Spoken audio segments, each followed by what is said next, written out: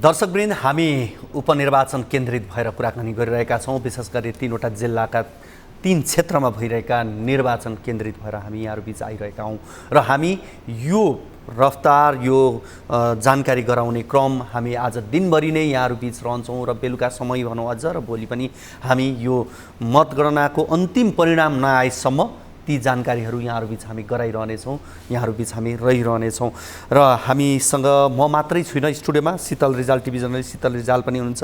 शीतल, हामी अलिकति मनोविज्ञानको पनि कुराकानी गरौँ। यसपटकको यस उपनिर्वाचनमा यसले ठुलो राष्ट्रिय राजनीतिमा केही फरक त ल्याउँदैन, तर पनि केही हदसम्म 3वटा क्षेत्रले देशकै राजनीतिक सोचलाई भने प्रतिबिम्बित गरिरहेको पनि देखिन्छ र सबैले एउटा प्रतिष्ठाको विषय पनि बनाएको देखिन्छ। तर यो निर्वाचनमा एउटा रमाइलो पक्ष चाहिँ के देखियो भने रासोपा, जनमत लगायतका नयाँ दलहरू एक्लै निर्वाचनमा उठ्ने आँट गरे। कङ्ग्रेस जस्तो पुरानो दलले अहिलेसम्म अरू पार्टीको भर नै खोजिरह्यो। माओवादीले त उठाउनै सकेन। नेकपा एस जो माधव नेपालको पार्टी छ उसले पनि उठाउन सकेन। कसरी लिने यसलाई? पक्कै पनि राजीव, हुन त यो उपनिर्वाचनले जुन 3वटा निर्वाचन क्षेत्रमा उपनिर्वाचन हुँदैछ यसले नेपाली राजनीतिमा त्यति ठुलो असर त गर्दैन। समीकरण फेरबदलदेखि लिएर सत्तामा ठुलो परिवर्तन त गर्दैन जस्तो लाग्छ हामीलाई। तर यो उपनिर्वाचनलाई राजनीतिक दलहरूले एउटा आफ्नो अग्नि परीक्षाको रूपमा पनि लिएको हामीले बुझिरहेका छौँ पछिल्लो समय। यो निर्वाचन क्षेत्रमा आजभन्दा झन्डै 1 वर्ष अगाडिको समयमा मात्रै जन्मिएको पार्टी भनौँ रवि लामिछाने नेतृत्वको राष्ट्रिय स्वतन्त्र पार्टीले 3वटै निर्वाचन क्षेत्रमा एक्लै उम्मेदवार उठाएर चुनावी प्रतिस्पर्धा गर्ने हिम्मत गर्यो। त्यसै गरी बारा निर्वाचन क्षेत्र नम्बर 2 मा जनमत पार्टी, सीके राउत नेतृत्वको जनमत पार्टीले जसपाका अध्यक्ष उपेन्द्र यादवसँग लड्न सक्ने गरी उम्मेदवार एक्लै उठाउन तयार भए। तर सरकारको नेतृत्व गरिरहेको नेकपा माओवादी केन्द्रले भने कुनै पनि 3वटै निर्वाचन क्षेत्रमा आफ्नो उम्मेदवार उठाउने हिम्मत गरेन। त्यसै गरी माधव कुमार नेपाल नेतृत्वको नेकपा एकीकृत समाजवादीले जो नेकपा एमालेबाट फुटेको थियो त्यो दलले पनि जनस्तरमा आफ्नो मत राम्रै भएको दाबी त यसअगाडि गर्दै आएको थियो। तर यो निर्वाचनमा त्यो देखिएन, उसले हिम्मत गरेन आफ्नो उम्मेदवार उठाउने। त्यसै गरी झन्डै 7 दशक लामो राजनीतिक यात्रा तय गरेको नेपाली कङ्ग्रेसले जो आफूले अहिलेको नेपाली राजनीतिमा एउटा मुख्य र प्रमुख दलको रूपमा आफ्नो दाबी प्रस्तुत गरिरहेको छ, त्यो दलले पनि गठबन्धनको लौरी टेकेर भन्दा बेगर एक्लै चुनावी मैदानमा हुमिन सक्ने हिम्मत नेपाली कङ्ग्रेसले पनि गरेन। नेकपा एमाले 3टै निर्वाचन क्षेत्रमा उम्मेदवार त उठाएको छ, सिङ्गल चुनावी प्रतिस्पर्धामा त लागेको छ राजीव। तर नेकपा एमाले पनि जुन तरिकाले चुनावी कार्यक्रमहरू, चुनावी माहौल तताउनु पर्ने थियो त्यो हिसाबले तताएको हामीले निर्वाचन क्षेत्रमा यसअघि मौन अवधि सुरु हुनुभन्दा अगाडि निर्वाचन क्षेत्रको अनुगमनमा हामीले त्यहाँ गएर बुझ्दै गर्दाखेरि पनि त्यो पाएका थियौँ। कोही कतै यसले चाहिँ एमाले आफू पराजयको त्यो दिमागी हालतमा रहिहालेको र त्यो सँगसँगै कहीँ कतै कुनै पनि पार्टीलाई, यही पार्टी नभनौँ, यो पार्टीले चाहिँ जितोस् भन्ने सदिच्छा राखेर एग्रेसनमा नआएको हो कि भने जस्तो पनि देखियो कि त्यो आशंका त हामीले गर्न सक्छौँ राजीव। जस्तै हामी निर्वाचन क्षेत्रहरूमा घुम्दै गर्दाखेरि पनि त्यो खालको मानसिकता। ठिक छ, अब हामी अलिकति चितवनको कुरा गरौँ। चितवन क्षेत्र नम्बर 2 मा हामीले केही समय अगाडि मात्रै 37% मत खस्यो भन्दै 3% बढेर 40% मत खसेको भन्ने कुरा आइसकेको छ। र विशेष गरी हेर्ने भने आज बिहानबाट सुरु भएको बेलुका 5 बजेसम्म हुन्छ 43 स्थानका लागि 137 केन्द्रबाट मतदान भइरहेको छ चितवनमा, जहाँ 1,24,695 मतदाता रहेका छन्। र विशेष गरी चितवनमा एमालेका रामप्रसाद नेउपाने, कङ्ग्रेसका जितनारायण श्रेष्ठ, रासपाका रवि लामिछाने लगायतका नेता र उम्मेदवार छन्। अब हामी चितवनकै प्रसङ्गलाई फेरि हामी जोड्छौँ। यति बेला हामीसँग टिभी जर्नलिस्ट केदार शर्मा हामीसँग प्रत्यक्ष रूपमा जोडिनु भएको छ। केदार, तपाईँ यति बेला चितवनको कुन मतदान केन्द्रमा हुनुहुन्छ? त्यहाँको पछिल्लो अवस्था के छ? समग्र चितवनको एकपटक समग्र चितवन भन्दा नि निर्वाचन भइरहेको क्षेत्रको जानकारी गराइदिनुहोस्। अहिले चितवनको जुन नयाँ किरण माध्यमिक विद्यालयमा छु, जुन नयाँ किरण माध्यमिक विद्यालयमा अहिले केही असहज स्थिति भइसके पछाडि अहिले मतदान हुन नसकिरहेको अवस्था छ। रवि लामिछाने जुन यस केन्द्रमा निरीक्षण गर्न आउँदाखेरि चाहिँ नाराबाजी सहित आइसकेको भन्ने हिसाबले नेकपा एमाले र गठबन्धनका समर्थक कार्यकर्ताहरूले निर्वाचन आचार संहिता उल्लङ्घन गरेको भनेर उल्लङ्घन भइसके पछाडि चाहिँ अहिले यो केन्द्रमा चाहिँ मतदान हुन नसकिरहेको अवस्था छ। र समग्र भन्ने अन्य निर्वाचन जुन मतदान स्थलहरूमा चाहिँ सहज रूपमा स्वाभाविक रूपमा चाहिँ मतदान प्रक्रिया अगाडि बढिरहेको अवस्था छ। रवि लामिछाने त्यहाँ पुगेपछि त्यहाँ उनका समर्थकहरूले नारा जुलुस लगाएर त्यहाँ गठबन्धन त्यसै गरी एमालेका कार्यकर्ताहरूले विरोध जनाए।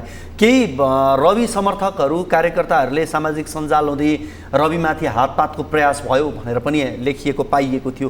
के थियो आखिर त्यो चाहिँ?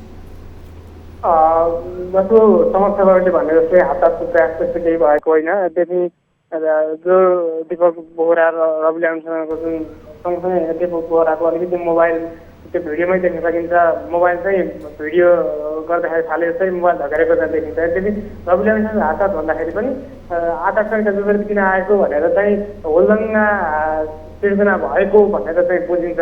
यसले अर्को के लेसन पनि दियो भने स्वतन्त्र पार्टीलाई चाहिँ यो निर्वाचन क्षेत्र यो मतदान स्थलमा चाहिँ यस्तै भयो भन्दाखेरि फेरि अन्यत्र पनि कतै यस्तै हो कि के हो कि भनेर चिसो बसेको कारणले पनि रवि समर्थकहरू चाहिँ आकर्षित छन्।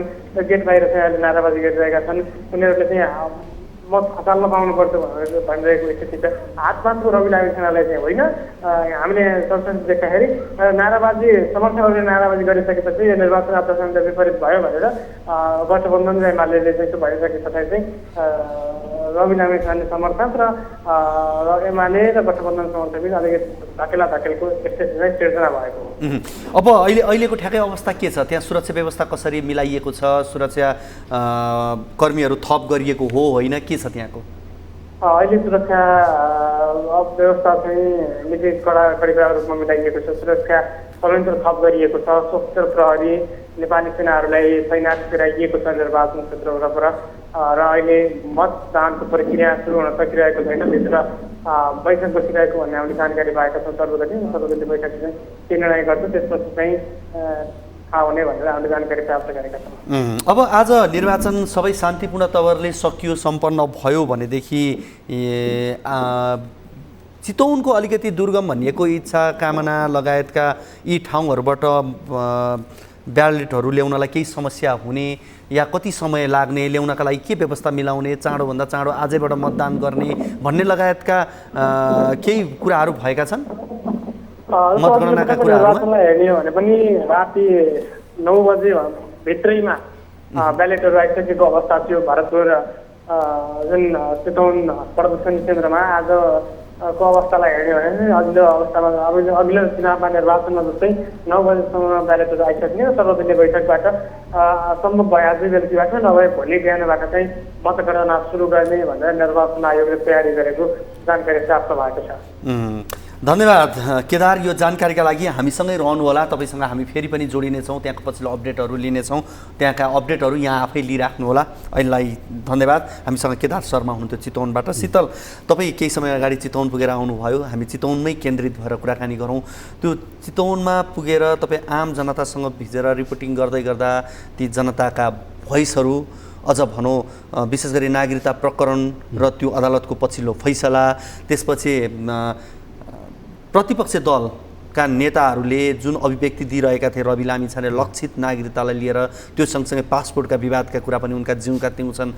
यी विषयहरूलाई लिँदा र त जनतामा फेरि एक प्रकारको उत्साहलाई कसरी हेर्नुभएको थियो? के थियो, के हो त्यो? तपाईँको बुझाइ के रह्यो त्यति बेला? राजीव, हामी चितवन निर्वाचन क्षेत्र नम्बर 2 मा जाँदै गर्दाखेरि त्यहाँ हामीले के अपेक्षा गरेका थियौँ भने मङ्सिर 4 गतेको निर्वाचनबाट जसरी रवि लामिछाने चितवन 2 बाट निर्वाचित भएर आए, उनी संसदमा आएर प्रतिपक्षको भूमिका निर्वाह गर्छन् र जनताको आवाज जोडतोडले संसदभित्र उठाउँछन् भन्ने अपेक्षा चितवनवासीलाई मात्र नभएर समग्र देशवासीलाई नै, समग्र नेपाली मतदाताहरूलाई पनि त्यो किसिमको अपेक्षा थियो। यद्यपि उनले जुन तरिकाले निर्वाचित भएर आइसकेपछि हतारमा सरकारमा जाने र नागरिकता प्रकरणमा अदालतले दोषी ठहर गर्ने, त्यसै गरी राजधानी विवादको मुद्दा विचाराधीन रहनु र हतारमा फेरि सरकारबाट बाहिरिनुले आम मतदातालाई प्रभाव पार्छ कि भन्ने खालको अपेक्षा आकलन हामीले काठमाडौँ बसेर गरिरहेका थियौँ। यद्यपि हामी चितवन निर्वाचन क्षेत्र नम्बर 2 मा पुग्यौँ र त्यहाँका केही मतदाताहरूसँग कुराकानी पनि गऱ्यौँ र त्यहाँका अन्य राजनीतिक दलका उम्मेदवार त्यसै गरी निर्वाचन कमान्डरहरूसँग कुराकानी गर्दै गर्दाखेरि निर्वाचन कमान्डरहरूले त उनको विपक्षमा जुन उम्मेदवार छन् उनीहरूले चाहिँ त्यही रवि लामिछानेको जुन मुद्दा छ त्यसैलाई नै राजनीतिक एजेन्डा अर्थात् चुनावी एजेन्डा बनाएको हामीले प्राप्त गरेका थियौँ। यद्यपि आम मतदातासँग भने त्यो विवाद सरकारमा जाने कुरा लगायतका कुराले त्यति साह्रो प्रभाव नपारेको हो कि भन्ने आकलन गरिरहेका थियौँ। यद्यपि त्यो जुन मङ्सिर 4 को निर्वाचनमा चाम थियो रवि लामिछानेको बाहिरबाट हेर्दाखेरि त्यो खालको चाम हामीले प्रत्यक्ष रूपमा सडकमा त देख्न सकेनौँ। यद्यपि त्यो विविध कारणले पनि हुनसक्छ। चितवनमा यति बेला निकै गर्मी छ, त्यो कारणले गर्दाखेरि पनि आम मतदाता बाहिर ननिस्केको हुनसक्छ। तर त्यो मङ्सिर 4 को निर्वाचनमा जुन किसिमको सडकमै उत्रिएर आम मतदाताले चाम र त्यो स्वागत गरिरहेको दृश्यहरू हामीले देखेका थियौँ, त्यो दृश्य चाहिँ यति बेला हामीले देख्न पाएनौँ। तर पनि आम मतदाताहरूसँग हामीले एउटा चिया पसलदेखि जुस पसलदेखि मेडिकल व्यवसायीसम्मलाई हामीले बुझ्दै गर्दाखेरि त्यति धेरै चाम नखस्केको हो कि भन्ने हामीले त्यो आकलन चाहिँ गर्न सक्छौँ। राजीव, भनेको अब जस्तो कुनै अन्य दलहरू या पुराना भनिएका दलहरूले नै आफूलाई यो समयमा सुधारेका थिए, आफूले राम्रो काम गरेका थिए भने सम्भवतः त्यो क्रेजमा उनका केही कमीहरू आउन सक्थ्यो। तर आखिर सुध्रिएको यो बिचमा कोही यो 6 महिनामा चाहिँ कोही राम्रै भएर निस्के भन्ने अवस्था पनि नबनेका कारण पनि हुनसक्छ। पक्कै पनि राजु, हामीले यो रवि लामिछाने अर्थात् राष्ट्रिय स्वतन्त्र पार्टीको यो 6 महिनाको गतिविधिहरू या यो बिचमा घटेका घटनाक्रमहरूको बारेमा पनि जिज्ञासा त्यहाँका मतदाताहरूसँग राखेका थियौँ। यत्रो उतार चढाव भइसक्दाखेरि पनि त्यहाँका मतदाताहरूमा रविको क्रेज किन घट्न सकेन भन्ने खालका अपेक्षाहरू, त्यो जिज्ञासाहरू हामीले राख्दै गर्दाखेरि उनलाई 6 महिनाको अन्तरालमा हामीले जज गर्न मिल्दैन। हामीलाई 5 वर्षको लागि उनलाई जिताएर पठाएको विविध कारणले उनी फेरि निर्वाचनमा होमिनु परेको छ। तर हामीले 5 वर्ष उनको परीक्षा चाहिँ लिनै पर्छ। उनले 5 वर्षमा के कति नतिजा दिन सक्छन् त्यसको आधारमा मात्रै हामीले उनलाई जज गर्नुपर्छ। अहिले 6 महिनाकै अन्तरालमा उनीप्रति हामीले धारणा बनाइहाल्यो भने हामी भोलि पछुताउनु पर्ने स्थिति पनि हुनसक्छ भन्ने खालको जवाफ त हामीले प्राप्त गरेका थियौँ। अर्को कुरो, यहाँले भने जस्तै अन्य ठुला अर्थात् स्थापित भनिएका राजनीतिक दलका उम्मेदवार, तिनका प्रतिनिधि, तिनका नेता कार्यकर्ताहरूबाट जुन सुधारको अपेक्षा गरेका थिए आम मतदाताले, त्यो सुधारको अपेक्षा यो 6 महिनाको अन्तरालमा पनि देख्न पाएनन्। अर्थात् त्यो सुधारको झल्को यो बिचमा पनि आम मतदाताले देख्न पाएनन्। सोही कारणले गर्दाखेरि पनि त्यो क्रेज हो कि भन्ने आकलन चाहिँ हामी गर्न सक्छौँ। शीतल, अब अलिकति हामी यो विषयमा कुरा गर्नु, जस्तो हामीले केही समय अगाडि चाहिँ कुराकानी गरेका थियौँ, नयाँ भनिएका दलहरू एक्लै चुनावी मैदानमा होमिएका छन्, तर अन्य दलहरू कोही टेको अरू विभिन्न दलका टेको लिएर निर्वाचनमा सहभागी भएका छन्, कोही डराएका छन्, यो अवस्था देखियो। यसले अब यो निर्वाचनपछिको अलिकति फरक परिस्थितिलाई पनि छलफल गरौँ न। जस्तो के हुनसक्छ, अब अन्य दल जो पुराना भनिएका दलहरूमा पनि यति बेला जनताहरूका सोच, जनताका कुराहरू, देश यस्तो होस्, राजनीतिक दल यस्तो होस् भनेर जुन अपेक्षा गरिएको छ, एक प्रकारले भन्ने हो भने बग्गी अगाडि घोडा पछाडिको अवस्था देखिएको छ। नेताहरू अगाडि भएर जनता पछाडि हुनुपर्ने, तर यहाँ चाहिँ जनताहरू अगाडि र नेता चाहिँ पछाडि हुन् कि पछाडि परेका हुन् कि भन्ने जस्तो परिस्थिति देखिन्छ। अब यी पुराना भनिएका दलहरूले पनि आफूलाई समयअनुकूल सुदृढ गर्नुपर्छ भन्ने सोचको विकास अब गराउला, या नयाँ पुस्ताहरू अब नेतृत्वमा आउनुपर्छ भन्ने जुन योभन्दा अगाडिका अधिवेशनहरूमा ती प्रश्नहरू उठेका थिए, अब यो फेरि यसले प्राथमिकता पाउला, त्यो सम्भावना देख्नुहुन्छ अब यो उपनिर्वाचनपछि? पक्कै पनि राजीव, हामीले यो 70 को दशकमा नेपाली राजनीतिलाई अलिकति केलाउँ। हरेक राजनीतिक दलभित्र पुस्तान्तरणको विषय नउठेको होइन, निकै जोडतोडले उठिरहेको थियो। तर वर्षौँदेखि ज्वरो गाडेर राजनीतिक दलको नेतृत्वमा बसिरहेका, सत्ताको नेतृत्वमा बसिरहेका दलहरूले आफूलाई स्थापित भन्ने, आफूलाई नै सर्वेसर्वा ठान्ने र जनताको मतलाई अवहेलना गरेको हो कि भन्ने भान यो 70 को दशकमा हामीले प्राप्त गरेका थियौँ। यो 70 को दशकमा आम जनताले स्थिर राजनीति र स्थिर सरकारको परिकल्पना गरेका थिए, त्यो हामीले कहिल्यै देख्न पाएनौँ। हरेक 6-6 महिनामा, 1-1 वर्षमा, 2-2 वर्षमा सत्ता परिवर्तन भइराख्ने, सत्ताको नेतृत्वमा फेरि घुमिफिरी ती व्यक्ति आइरहने, पार्टीभित्रै पनि दलगत रूपमा हेर्ने हो भने पनि शीर्ष भनिएकै अर्थात् स्थापित भनिएकै नेपाली कङ्ग्रेस, नेकपा माओवादी केन्द्र, नेकपा एमाले जस्ता ठुला दलहरूभित्रै पनि तिनै पुराना अनुहारले बारम्बार हालिमुहाली गरिराख्ने जुन प्रवृत्ति थियो, यसलाई गएको मङ्सिर 4 को निर्वाचनले नै अलिकति झड्का त दिइसकेको अवस्था थियो। विभिन्न ठाउँहरूबाट स्वतन्त्र अनुहारहरू विजय भएर आइरहँदाखेरि र नयाँ राजनीतिक दलले अत्याधिक रूपमा जनताको मन जितेर अगाडि बढिरहँदाखेरि त्यो किसिमको अपेक्षा, त्यो किसिमको झड्का त लागिसकेको अवस्था थियो। र अहिले जुन उपनिर्वाचन भइरहेको छ र यो उपनिर्वाचनमा पनि उम्मेदवार, त्यसै गरी राजनीतिक दलले जुन किसिमको गृह कार्य गरिरहेका छन्, यो गृह कार्यले गर्दाखेरि पनि ठुला राजनीतिक दल नै सुध्रिनुपर्ने, अब पुस्तान्तरण आवश्यक छ र राजनीतिक दलभित्रै पनि अब परिवर्तनको खाँचो छ भन्ने किसिमको त्यो आशय चाहिँ हामी बुझ्न सक्छौँ। राजु, त्यसपछि तपाईँहरू जानुभयो तनहुँमा, विशेष गरी हेर्ने हो भने यसभन्दा अगाडि रामचन्द्र पौडेलले जितेको ठाउँ, यसपटक धर्मर अवस्था देखिन्छ। किनभने तेस्रो भनेको स्वतन्त्र, यहाँ पनि हाबी बनेको देखियो। हुन त उम्मेदवार नै कङ्ग्रेसबाटै गएका कारणले पनि, रासपामा गएका कारण पनि हुनसक्छ, त्यसमाथि गोविन्द राज जोशीका प्रभाव पनि त्यहाँ अलिक फरक किसिमको परेका कारणले पनि हुनसक्छ। त्यहाँ चाहिँ के देख्नुभएको थियो ठ्याक्कै त्यो तल्लो लेभलमा चाहिँ परिस्थिति के थियो? जस्तै हामी तनहुँ निर्वाचन क्षेत्र नम्बर 1 मा पनि पुग्यौँ र त्यहाँको क्षेत्रगत वस्तुस्थिति जान्ने मौका पनि प्राप्त गऱ्यौँ। तनहुँ निर्वाचन क्षेत्र नम्बर 1 मा नेपाली कङ्ग्रेसले आफ्नो गढ इलाका पनि भन्ने गरेको थियो। यद्यपि 2074 सालको निर्वाचनमा त्यहाँ नेकपा एमालेका किसान श्रेष्ठले विजय हासिल गरेका थिए र गएको मङ्सिर 4 को निर्वाचनमा भने नेपाली कङ्ग्रेसका वरिष्ठ नेता रामचन्द्र पौडेलले त्यहाँबाट जित हासिल गरेको अवस्था थियो र रामचन्द्र पौडेल राष्ट्रपतिमा निर्वाचित भइसकेपछि तनहुँ निर्वाचन क्षेत्र नम्बर 1 मा उपनिर्वाचन हुन लागेको हो र यो निर्वाचन क्षेत्र पछिल्लो समय चर्चामा रहनुको मुख्य पछाडिको एउटै कारण भनेको राष्ट्रिय स्वतन्त्र पार्टीले डाक्टर स्वर्णिम वाग्लेलाई उम्मेदवारको रूपमा अगाडि सार्नु थियो। त्यो किन पनि हो भने डाक्टर स्वर्णिम वाग्ले जो आफ्नो राजनीतिक यात्रा नै नेपाली कङ्ग्रेसबाट सुरुवात गरेका थिए, ती व्यक्ति चुनावी प्रतिस्पर्धामा होमिनु र अन्य शीर्ष भनिएका अर्थात् स्थापित दल अर्थात् आफ्नो पुरानै राजनीतिक दलको उम्मेदवारलाई कडा टक्कर दिनुले पनि यो निर्वाचन क्षेत्र अलि बढी चर्चामा रहेको निर्वाचन क्षेत्र हो। अर्को कुरा गोविन्द राज जोशीको कुरा पनि जोडिहाल्नुभयो यहाँले। गएको मङ्सिर 4 को निर्वाचनमा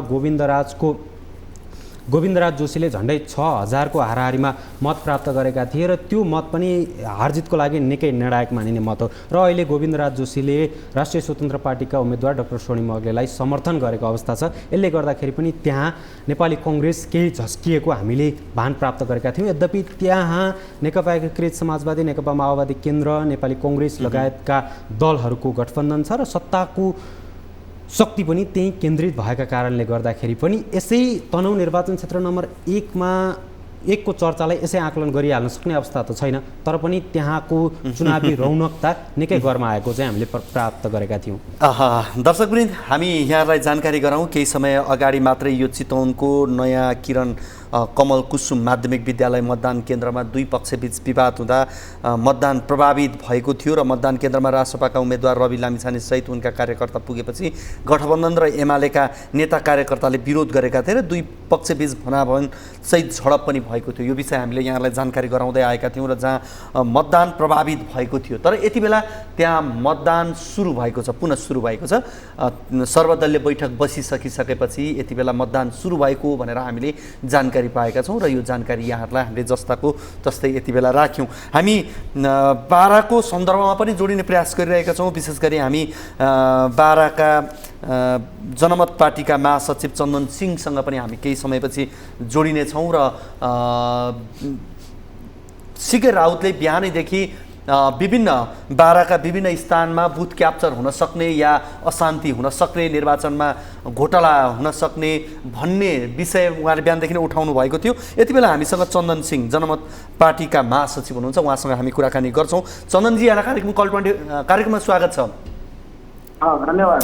अब विशेष गरी बिहानैदेखि यहाँहरूले आशंका जुन गरिरहनु भएको थियो, विभिन्न ठाउँमा बुथ क्याप्चर होला, झडपका स्थितिहरू हुन सक्छन्, राज्य स्रोत साधनको दुरुपयोग हुन सक्छ भनेर यहाँहरूले आशंका गर्नुभयो, हिजोदेखि नै गरिरहनु भएको थियो।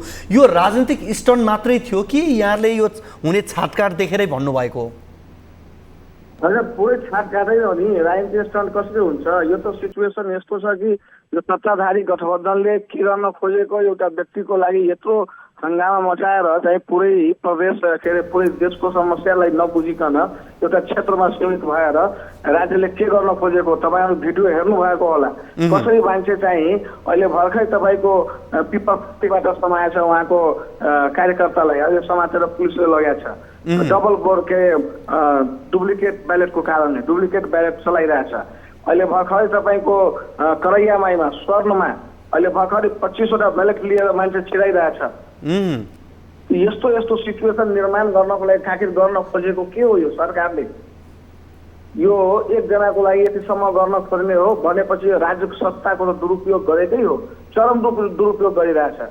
स्पष्ट यहाँ बुझिन्छ। यहाँ तपाईँको हेर्नु पिपरपातीको अवस्था यस्तै छ। तपाईँको यो हाम्रो रिपोर्ट अनुसारले करैयामाईको तपाईँको स्वर्णमा जानु, स्वर्णमा पनि त्यस्तै यो धाँधली गरिरहेछन्। धाँधली गरेर बुथ कब्जा गर्ने, बुथ लुट्ने, बुथलाई आफ्नो किसिमले कन्ट्रोलमा ल्याउन खोज्ने, त्यहाँका मेयरदेखि लिएर वाडा अध्यक्ष जितेका छन् जसपाका, त्यो जसपाकै राज हो भनेर देखाउन खोजेको हो कि क्या हो? यो जुन ठाउँमा अहिले यहाँले जुन ठाउँको कुरा गरिरहनु भएको छ त्यहाँ तपाईँका नेता कार्यकर्ताहरू पनि हुनुहुन्छ होला, उहाँहरू पनि त रहँदै गर्दा यो सम्भव छ उहाँहरूले गर्नलाई?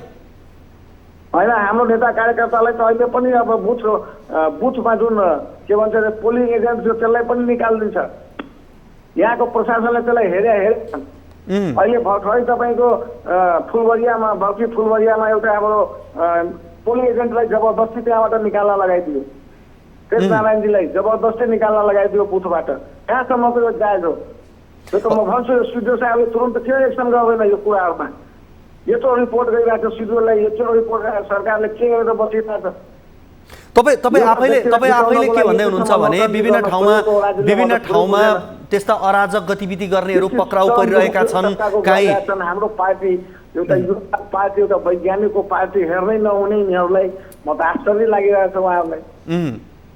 जनताले तपाईँको क्वेसन गरिरहेको छ, जनताले कि हेर्नुहोस् एउटा युवा र एकजनाको लागि यत्रो पुरै देशको शक्ति लागेर हराउनको लागि एउटा सिङ्गो पार्टी, एउटा युवाको पार्टीले दबाउन खोज्ने कहाँसम्म न्यायोचित काम हो? यो जनताले प्रश्न गरिरहेछ।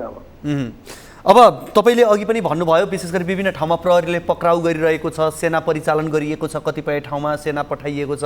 यो त राज्यको तर्फबाट सहयोग गर्न खोजे जस्तो देखिन्छ। त्यहाँका कार्यकर्ताहरू, अन्य दलका कार्यकर्ताहरूको अराजक भए कि जवाब दिन्छु अनि मात्रै उहाँहरूले सक्रिय कहिले कुनै ठाउँमा देख्छ, कुनै ठाउँमा देख्दैन। हामीले भन्न खोजेको कि विभिन्न ठाउँमा सेन्सिटिभ बुथ हामीले लेखाएका थियौँ प्रशासनलाई, यो सेन्सिटिभ बुथ छ, यहाँ तपाईँहरूले हेर्नै पर्छ। अब सेना पनि छ, प्रहरी पनि छ, गर्न नसक्ने अवस्था छ। या त समातेर त्यो अवस्थाको कारवाही हुनु पर्यो, अर्को किसिमले त्यहाँ हुन दिनु भएन। अग्रिम तपाईँको सुरक्षाको लागि एउटा चुनौतीपूर्ण वातावरण किन बन्न दिने? त्यो एउटा तयारी जस्तो मैले देखेन। चन्दनजी, जस्तो तपाईँहरू मात्रै प्रतिस्पर्धामा हुन्न, रासोपा लगायत अन्य दलको पनि त्यहाँ उम्मेदवारहरू हुनुहुन्छ, तर तपाईँहरू बिहानैदेखि आपत्ति जनाइरहनु भएको छ, अरू चुपचाप हुनुहुन्छ। तपाईँहरूमा चाहिँ अलिकति भएको अवस्था रह्यो कि के हो? होइन, हेर्नुहोस्, हाम्रो क्यान्डिडेटको हाम्रो अवस्था ठिक छ, जनमत पार्टीको अवस्था ठिक छ। जनमत पार्टीलाई हेर्न नचाहेर यो अवस्था आएछन्। अन्य दलको कुरा त भन्न सक्दैन। जनमत पार्टी जित्छ, लहर हो, जनताको लहर हो, जनमत पार्टी नै अगाडि हो र जित्ने पनि हो भन्ने कुरा देखिन्छ। यहाँ जनताको बिचमा माहौलै यस्तै छ। तपाईँ मभन्दा पनि जनतालाई गएर सोध्न सक्नुहुन्छ, थाहा पाउन सक्नुहुन्छ, तपाईँहरू सर्वेक्षणमा पत्ता लगाउन पनि सक्नुहुन्छ विभिन्न मिडियाको माध्यमबाट। त्यसले गर्दाखेरि यो जुन सत्ताधारी शक्ति छन्, सत्ताधारी शक्तिले प्रयोग गरेर जनतालाई खालि धोका दिने काम तपाईँले लगाउनु भएको शक्ति भनेको चाहिँ को प्रयोग भएका छन् यसमा अहिले? त्यसो भए यो शक्तिको दुरुपयोग भइरहेछ, चरम दुरुपयोग त्यसमा कुन शक्ति हो त त्यसो भए? युज गरिरहेछ शक्ति दुरुपयोगमा। प्रहरी प्रशासनकै मिलेमतो भन्न खोज्नु भएको यहाँले? एकदम प्रशासनलाई युज गरेको, प्रशासनलाई सत्ताले युज गरेको स्पष्ट देखिन्छ। यो गठबन्धनले सत्तालाई दुरुपयोग गरिरहेछन्, प्रशासनले दुरुपयोग गरिरहेछन्। प्रशासन अहिले मुख दर्शक भएर बस्नु राम्रो होइन। प्रशासन त निष्पक्ष हुनुपर्ने होइन त? अब अहिलेसम्मको अवस्था तपाईँले सबै निहालिसकिसकेपछि अब के त? तपाईँहरूको माग के, भनाइ के? अब पुनर्निर्वाचन हुनुपर्छ भन्ने हो कि अब भएकै निर्वाचनलाई अझै सफ्ट बनाएर लानुपर्छ, अलिकति प्रशासनले ध्यान दिनु पर्यो भन्ने हो कि के हो? होइन, अहिलेदेखि नै प्रशासनले अब गाउँ गाउँबाट जनता आउन दिन सक्ने वातावरण बनाउनु पर्यो। जनताले भोटिङ गरिरहेछन्। अझ एउटा उत्साहपूर्वक र शान्तिपूर्ण वातावरण बन्यो भने जनता अझ पनि मोर देन 50% पोलिङ भएछ विभिन्न बुथहरूमा। त्यो अझ बढाउन सक्नुपर्छ र अझ राम्रो लोकतन्त्रको खूबसूरती नै यही हो। लोकतन्त्रको राम्रोपना पनि यही हो कि जनताले अत्यधिक मतदानमा भाग लिन सक्नुपर्छ र त्यो मतदानमा भनेको अब अर्को निर्वाचन हुनुपर्छ भनेर भन्न खोज्नु भएको त होइन नि? यही निर्वाचन चाहिँ अझ व्यवस्थित हुनु पर्यो भन्ने कुरा मात्रै हो। निर्वाचन त यो वातावरण बन्ने अवस्था त्यस्तो बन्न दिनु हुँदैन भन्ने हाम्रो चाहना हो र त्यो चाहनाको लागि हामीले बार भनिरहेछौँ त्यो वातावरण नबनोस्, जनतालाई मतदान गर्ने स्वच्छ र निष्पक्ष र शान्तिपूर्ण वातावरणमा मतदान हुन दिनुपर्ने हो। विभिन्न बुथहरूमा त्यो हाम्रो चाहना हो र त्यो चाहिँ हुन्छ होला र मलाई लाग्छ कि आशा अझ पनि मैले राखेको छु प्रशासनबाट राज्य सत्ताबाट कि यो दुरुपयोग नहुनु पर्ने हो। राज्य सत्ताले जति भने पनि प्रशासन दुरुपयोग हुनु भएन। मेरो आशा छ, प्रशासनमाथि विश्वास छ। हेरौँ के गर्छ यो प्रशासनले आज यो 5 बजेसम्म। चन्दनजी, विशेष गरी यो मौन अवधिलाई मनीको अवधि पनि भनेर भनिन्छ। तराई मधेसको क्षेत्रमा त अझ बढी यसको प्र्याक्टिस हुन्छ पनि भनिन्छ। के भयो बाराको सन्दर्भमा तपाईँहरूको बुझाइ के रह्यो? बारा क्षेत्रमा त हाम्रो ठिकै छैन त। मनीको प्रयोग कतिको भयो होला भोट तान्नका लागि? त्यो त चरम दुरुपयोग थियो। त्यो पनि ठुलो कुरा थियो। बारामा त आएर हेर तपाईँ, त्यही त भन्छु नि, अस्तगल रिपोर्ट थाहा पायो भने रातभरि घोडा दौडे जस्तो मान्छे दौडिरहन्छ। यहाँ त पैसा लिएर पैसाको चलखेल गरेकै हो, त्यसमा त शङ्कै छैन। तर पनि जनताले त हामीलाई साथ दिइरहेछ। म त्यही जनतालाई धन्यवाद दिन्छु। बाराको 2 नम्बर क्षेत्रको जनतालाई, जनमत पार्टी र डाक्टर सीके रावको साथमा छन्। जति पैसाको खोलो लगाए पनि केही गर्न सक्दैन। जनता जनमत पार्टीलाई साथ दिन्छ र जिताउँछ, मलाई विश्वास छ। अब विशेष गरी हेर्ने भने बारामा यति बेला 3वटा चर्चामा देखिन्छन्, 3वटा दल। तपाईँहरू भइहाल्नुभयो, त्यसै गरी जसपा भइहाल्यो, त्यसै गरी रासपाको पनि त्यत्तिकै चर्चा छ। तपाईँलाई चाहिँ के लाग्छ यति बेला तपाईँहरूको निकटतम प्रतिद्वन्दी चाहिँ को हो? अब कोसँग चाहिँ तपाईँहरूको प्रतिस्पर्धा हो भन्ने लाग्छ? होइन, हामी त जित्छौँ। हाम्रो प्रतिस्पर्धामा ठिकै छ, जसपा हुन्छ नहुने होइन। अरू दलहरू जस्तो छ त्यो अनुसारले हुन्छ अगाडि बढ्छ। तपाईँहरूको हस् धन्यवाद। हस् हामीसँग हुनुहुन्थ्यो जनमत पार्टीका महासचिव चन्दन सिंह र उहाँले बिहानैदेखि आशंका उहाँले गरिरहनु भएको छ। हुन त हामीले शीतल अघि पनि कुराकानी गऱ्यौँ, यसभन्दा अगाडिको निर्वाचनमा पनि बिहानैदेखि नै उहाँहरूले यस्ता कुराहरू जहाँ चाहिँ आशंका कुरा गर्ने, बुथ क्याप्चर भयो भन्ने लगायतका कुराहरू गर्नुहुन्थ्यो। अहिले पनि हामीले उहाँसँग प्रश्न गरेका थियौँ कि निर्वाचन फेरि अर्को गर्नुपर्ने हो त भन्दा त्यो चाहिँ होइन भने उहाँको फेरि आशय देखिन्थ्यो पनि।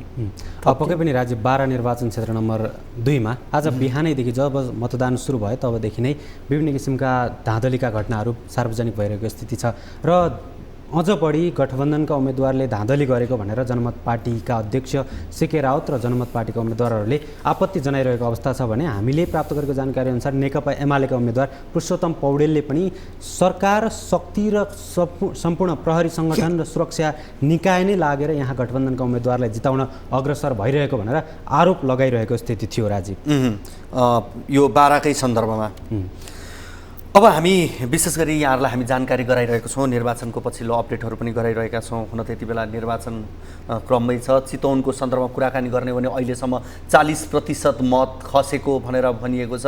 यसभन्दा अगाडि तनहुँको सन्दर्भमा हेर्ने हो भने 21% मत खसेको थियो र हामी यो प्रसङ्गहरू यहाँहरू बिच राखिरहनेछौँ र हामी त्यहाँका उम्मेदवारहरूसँग पनि जोडिने प्रयासमा छौँ त शीतल।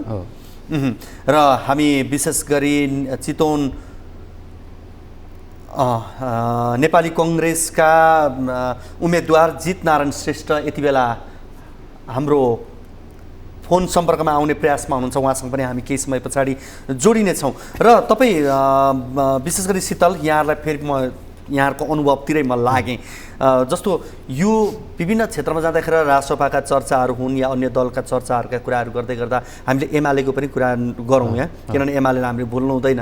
प्रतिस्पर्धामा खरो रूपमा नउत्रिएको जस्तो देखिए पनि उम्मेदवार त छन् नि त आखिर उनीहरूको, होइन?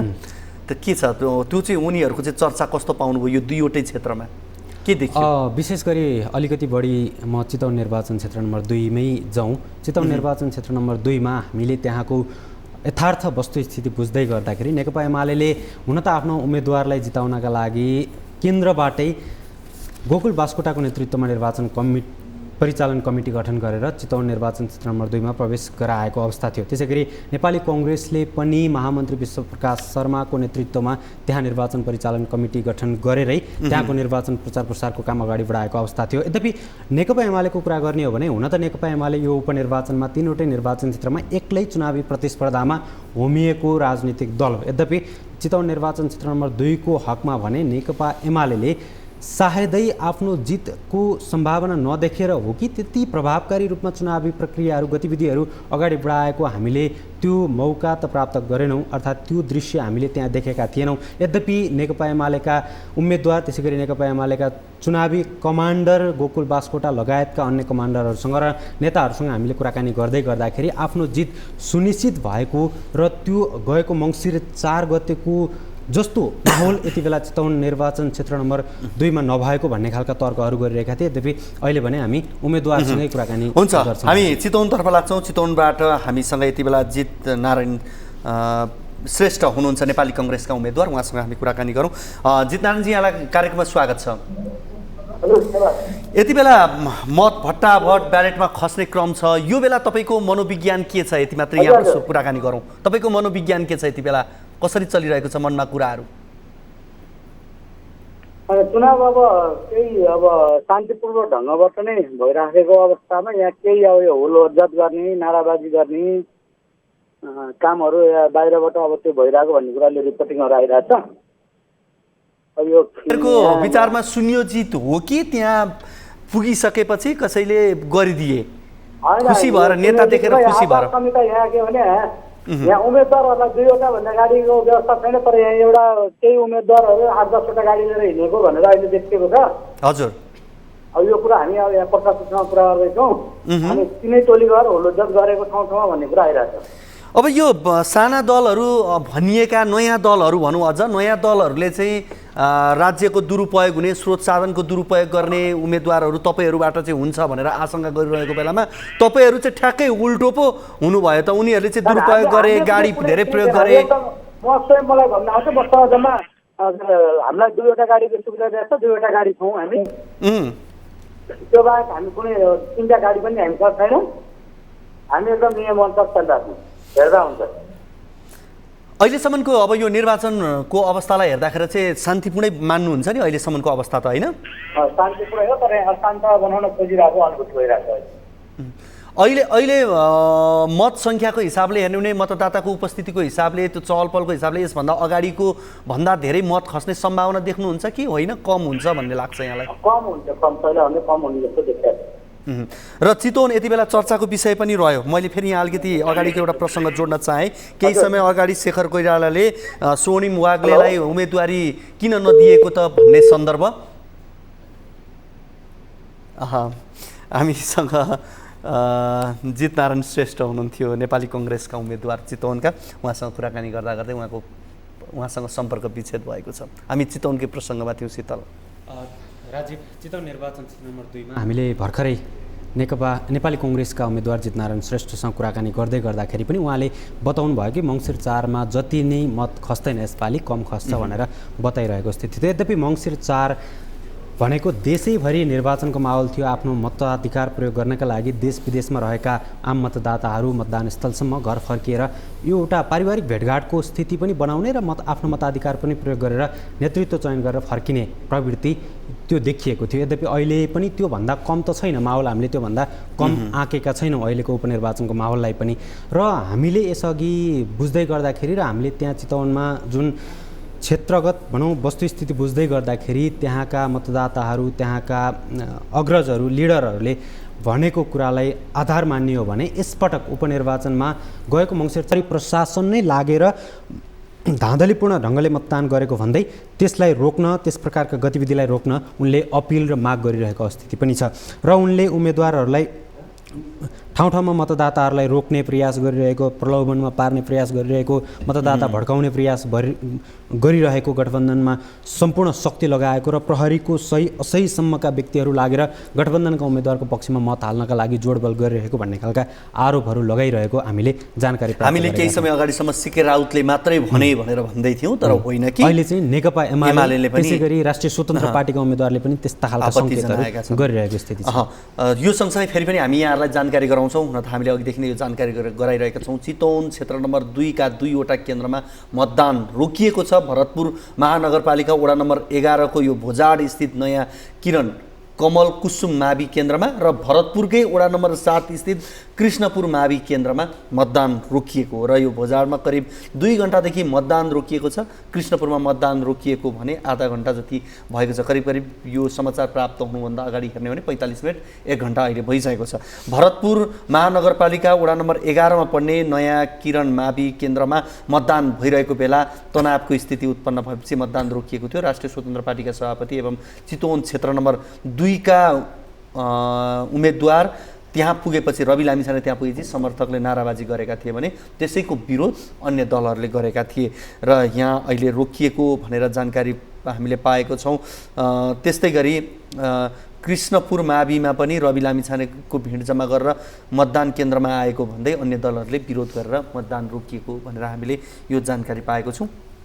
यो विषय यहाँहरूबिच हामीले राख्यौँ र यस सन्दर्भमा रवि लामिछानेले केही समय अगाडि सामाजिक सञ्जाल फेसबुक मार्फत आएर केही स्पष्टीकरण दिने प्रयास, केही आह्वान, केही आपत्ति उनले जनाएका थिए। त्यो पनि हामीले राखेका थियौँ र उनको यो भनाइप्रति निर्वाचन आयोगले पनि आपत्ति जनाएको छ। कुनै पनि उम्मेदवारले सामाजिक सञ्जाल मार्फत यो मौन अवधिमा त्यसरी फेसबुक मार्फत आएर गर्न हुँदैन भन्ने उसको कुरा थियो। अब यस सम्बन्धी रवि लामिछानेलाई कस्तो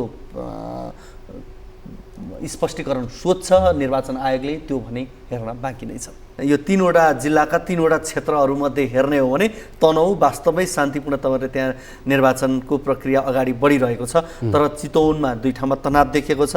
त्यसै गरी बाराका सन्दर्भमा हेर्ने हो भने त विभिन्न ठाउँमा विभिन्न समयमा झडपहरू भएका छन् तर मतदानको प्रक्रिया भने रोकिएको छैन। अहिलेसम्मको अवस्था हो। हामी कविन्द्र पुर्लाकोटीसँग फेरि पनि जोडिने प्रयासमा छौँ किनभने उहाँ सहमहामन्त्री हुनुहुन्छ। उहाँसँग तनहुँको मात्रै होइन तनहुँ लगायत उहाँसँग चितवनको त्यसै गरी बाराका सन्दर्भहरू उहाँसँग पनि हामी कुराकानी गर्न सक्थ्यौँ किनभने त्यो इन्फर्मेसन लिएर उहाँ बस्नु भएकै छ। त्यो जानकारी हामी यहाँ उहाँ मार्फत गराउने प्रयासमा पनि यति बेला हामी जुटिरहेकै छौँ र हामी दर्शकहरूलाई जानकारी गराइरहेका छौँ।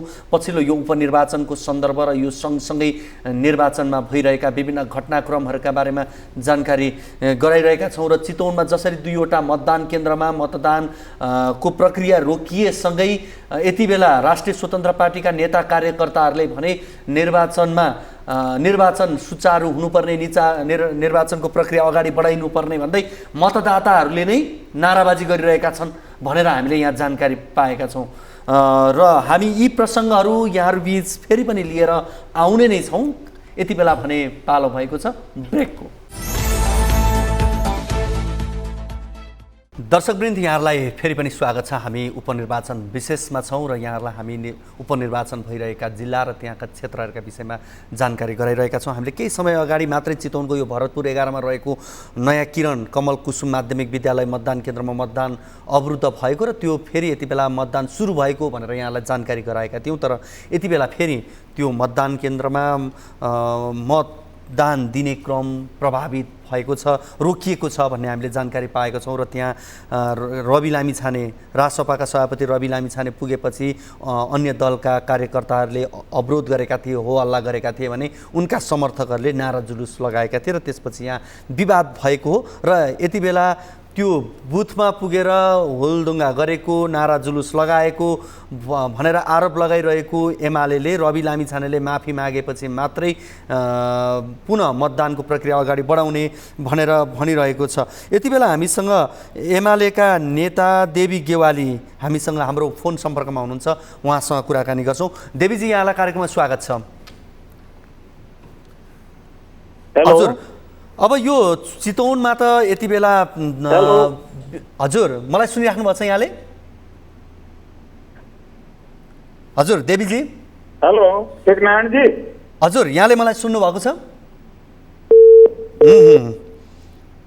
उहाँ हाम्रो सम्पर्कबाट बाहिरिनु भएको छ। थप केही छ शीतल यति बेला यहाँसँग? राजीव, यति बेला चितवन निर्वाचन क्षेत्र 2मा अलि बढी विवाद देखिएको छ। अझ भनौँ भरतपुर स्थित नयाँ किरण मावि मतदान केन्द्रमा बिहान 11 बजेबाट रोकिएको मतदान केही बेर अगाडि केही समयसम्म मात्रै सर्वदलीय बैठकबाट सुचारू गर्ने निर्णयसहित सुचारू भएको थियो। फेरि पनि त्यो मतदान रोकिएको अवस्था छ अहिले र त्यो मतदान रोकिनुको पछाडि रवि लामिछाने मतदान केन्द्रमा पुग्दै गर्दाखेरि त्यहाँ गठबन्धनका नेता कार्यकर्ता र नेकपा एमालेका नेता कार्यकर्ताहरूले हुलदङ्ग गर्ने, नाराबाजी गर्ने विविध कारणले गर्दा रोकिएको थियो र अहिले त्यो मतदान केन्द्रमा रवि लामिछानेले माफी नमागेसम्म मतदानको प्रक्रिया अगाडि बढ्न नदिने भनेर त्यहाँ गठबन्धनका नेता कार्यकर्ताहरू र नेकपा एमालेका कार्यकर्ताहरूले बताइरहेको स्थिति छ। र अब अन्य निर्वाचन क्षेत्रको कुरा गरौँ, 12 निर्वाचन क्षेत्र नम्बर 2मा पनि अलिकति कतिपय मतदान केन्द्रहरूमा विवाद चलिरहेको अवस्था छ र अहिलेसम्म 12 निर्वाचन क्षेत्र नम्बर 2बाट नक्कली मतपत्रमा मत खसाल्ने, त्यसै गरी विभिन्न हुलदङ्गा गर्ने व्यक्तिहरू 7 जना पक्राउ परेको भनेर हामीले जानकारी प्राप्त गरेका छौँ। राजीव, हामी यो विषयमा नेकपा एमालेका नेता देवी गेवालीसँग पनि जोडिने प्रयासमा छौँ। उहाँसँग हामी विशेष गरी अन्य क्षेत्रको निर्वाचन, अन्य मतदान केन्द्रको निर्वाचन शान्तिपूर्ण तवरले हुँदै गर्दा पनि यहाँको अवस्था चितवनको सन्दर्भमा भने किन फरक पर्न गयो भनेर हामी उहाँसँग बुझ्ने प्रयास पनि गरिरहेका छौँ। र रवि लामिछाने त्यहाँ पुगेसँगै त्यहाँ उनका समर्थकहरूले नारा जुलुस लगाए उनका पक्षमा। त्यो सँगसँगै एमाले र अन्य गठबन्धनका नेता कार्यकर्ताले पनि विरोध गरेका छन्। विषय यति मात्रै हो यहाँ, तर पनि निर्वाचनको यो मतदानको प्रक्रिया यहाँ अवरुद्ध भएको छ। त्यसकारणले पनि हामी यो विषयमा र चितवनको यो पछिल्लो अवस्थाको बारेमा यहाँलाई जानकारी गराउने प्रयासमा पनि हामी छौँ। र अहिलेसम्मको अवस्थालाई हेर्ने हो भने तनहु धेरै हदसम्म त्यहाँ शान्तिपूर्ण तवरले निर्वाचनको प्रक्रिया भइरहेको छ भन्दा भयो। पक्कै पनि राजीव, अन्य चितवन निर्वाचन क्षेत्र नम्बर 2 र बारा निर्वाचन क्षेत्र नम्बर 2 मा विभिन्न किसिमका धाँधलीका घटनाहरू र विवादका घटनाहरू सार्वजनिक भइरहँदा हालसम्म हामीले चितवन निर्वाचन क्षेत्र नम्बर 1 को भने त्यस्तो कुनै घटनाहरू थाहा पाएको स्थिति छैन। अहिलेसम्म शान्तिपूर्ण रूपमै त्यहाँ मतदान प्रक्रिया अगाडि तनहुमा त्यहाँ शान्तिपूर्ण रूपमै मतदान प्रक्रिया अगाडि बढिरहेको भनेर हामीले जानकारी पनि प्राप्त गरिरहेका छौँ र विवादका घटनाहरू पनि बाहिर आइसकेको स्थिति छैन अहिलेसम्म। यसले गर्दा समग्रमा अन्य 2वटा निर्वाचन क्षेत्रभन्दा तनहुँ निर्वाचन क्षेत्र नम्बर 1 मा शान्तिपूर्ण तवरले नै निर्वाचन प्रक्रिया अगाडि बढिरहेको अवस्था छ। हुन त शीतल, अब यो इस्टर्नवाद राजनीतिलाई हेर्ने हो भनेदेखि निर्वाचनको समयमा इस्टर्नको निर्वाचनलाई हेर्ने हो भने चितवनमा यस्ता घटनाहरू भएनन् भने त्यो निर्वाचनको रौनकता नै हुँदैन कि भने जस्तो अवस्था पनि हुन थालेको छ। किनभने त्यो गएको यसभन्दा अगाडिका स्थानीय तहका निर्वाचनहरूले पनि तिनै कुराहरू पुष्टि गरिदिएका छन् होइन।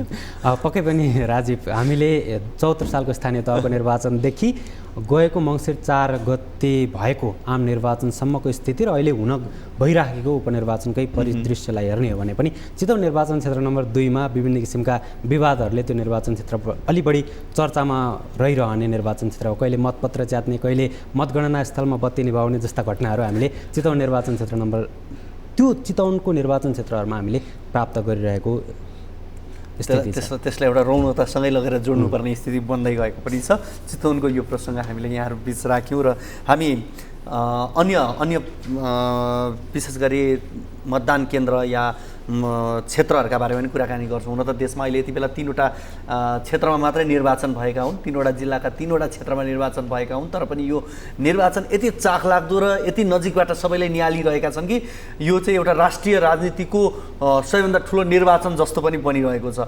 हुन त यो सबै दलहरूले आफ्नो प्रतिष्ठाको लडाइँ बनाएका कारणले गर्दा पनि आम नागरिकले पनि यसलाई चाहिँ एउटा आफ्नो परिवर्तनको एउटा प्रतिष्ठाको विषय बनाइदिएका कारणले गर्दा पनि यो चासोको विषय बनेको।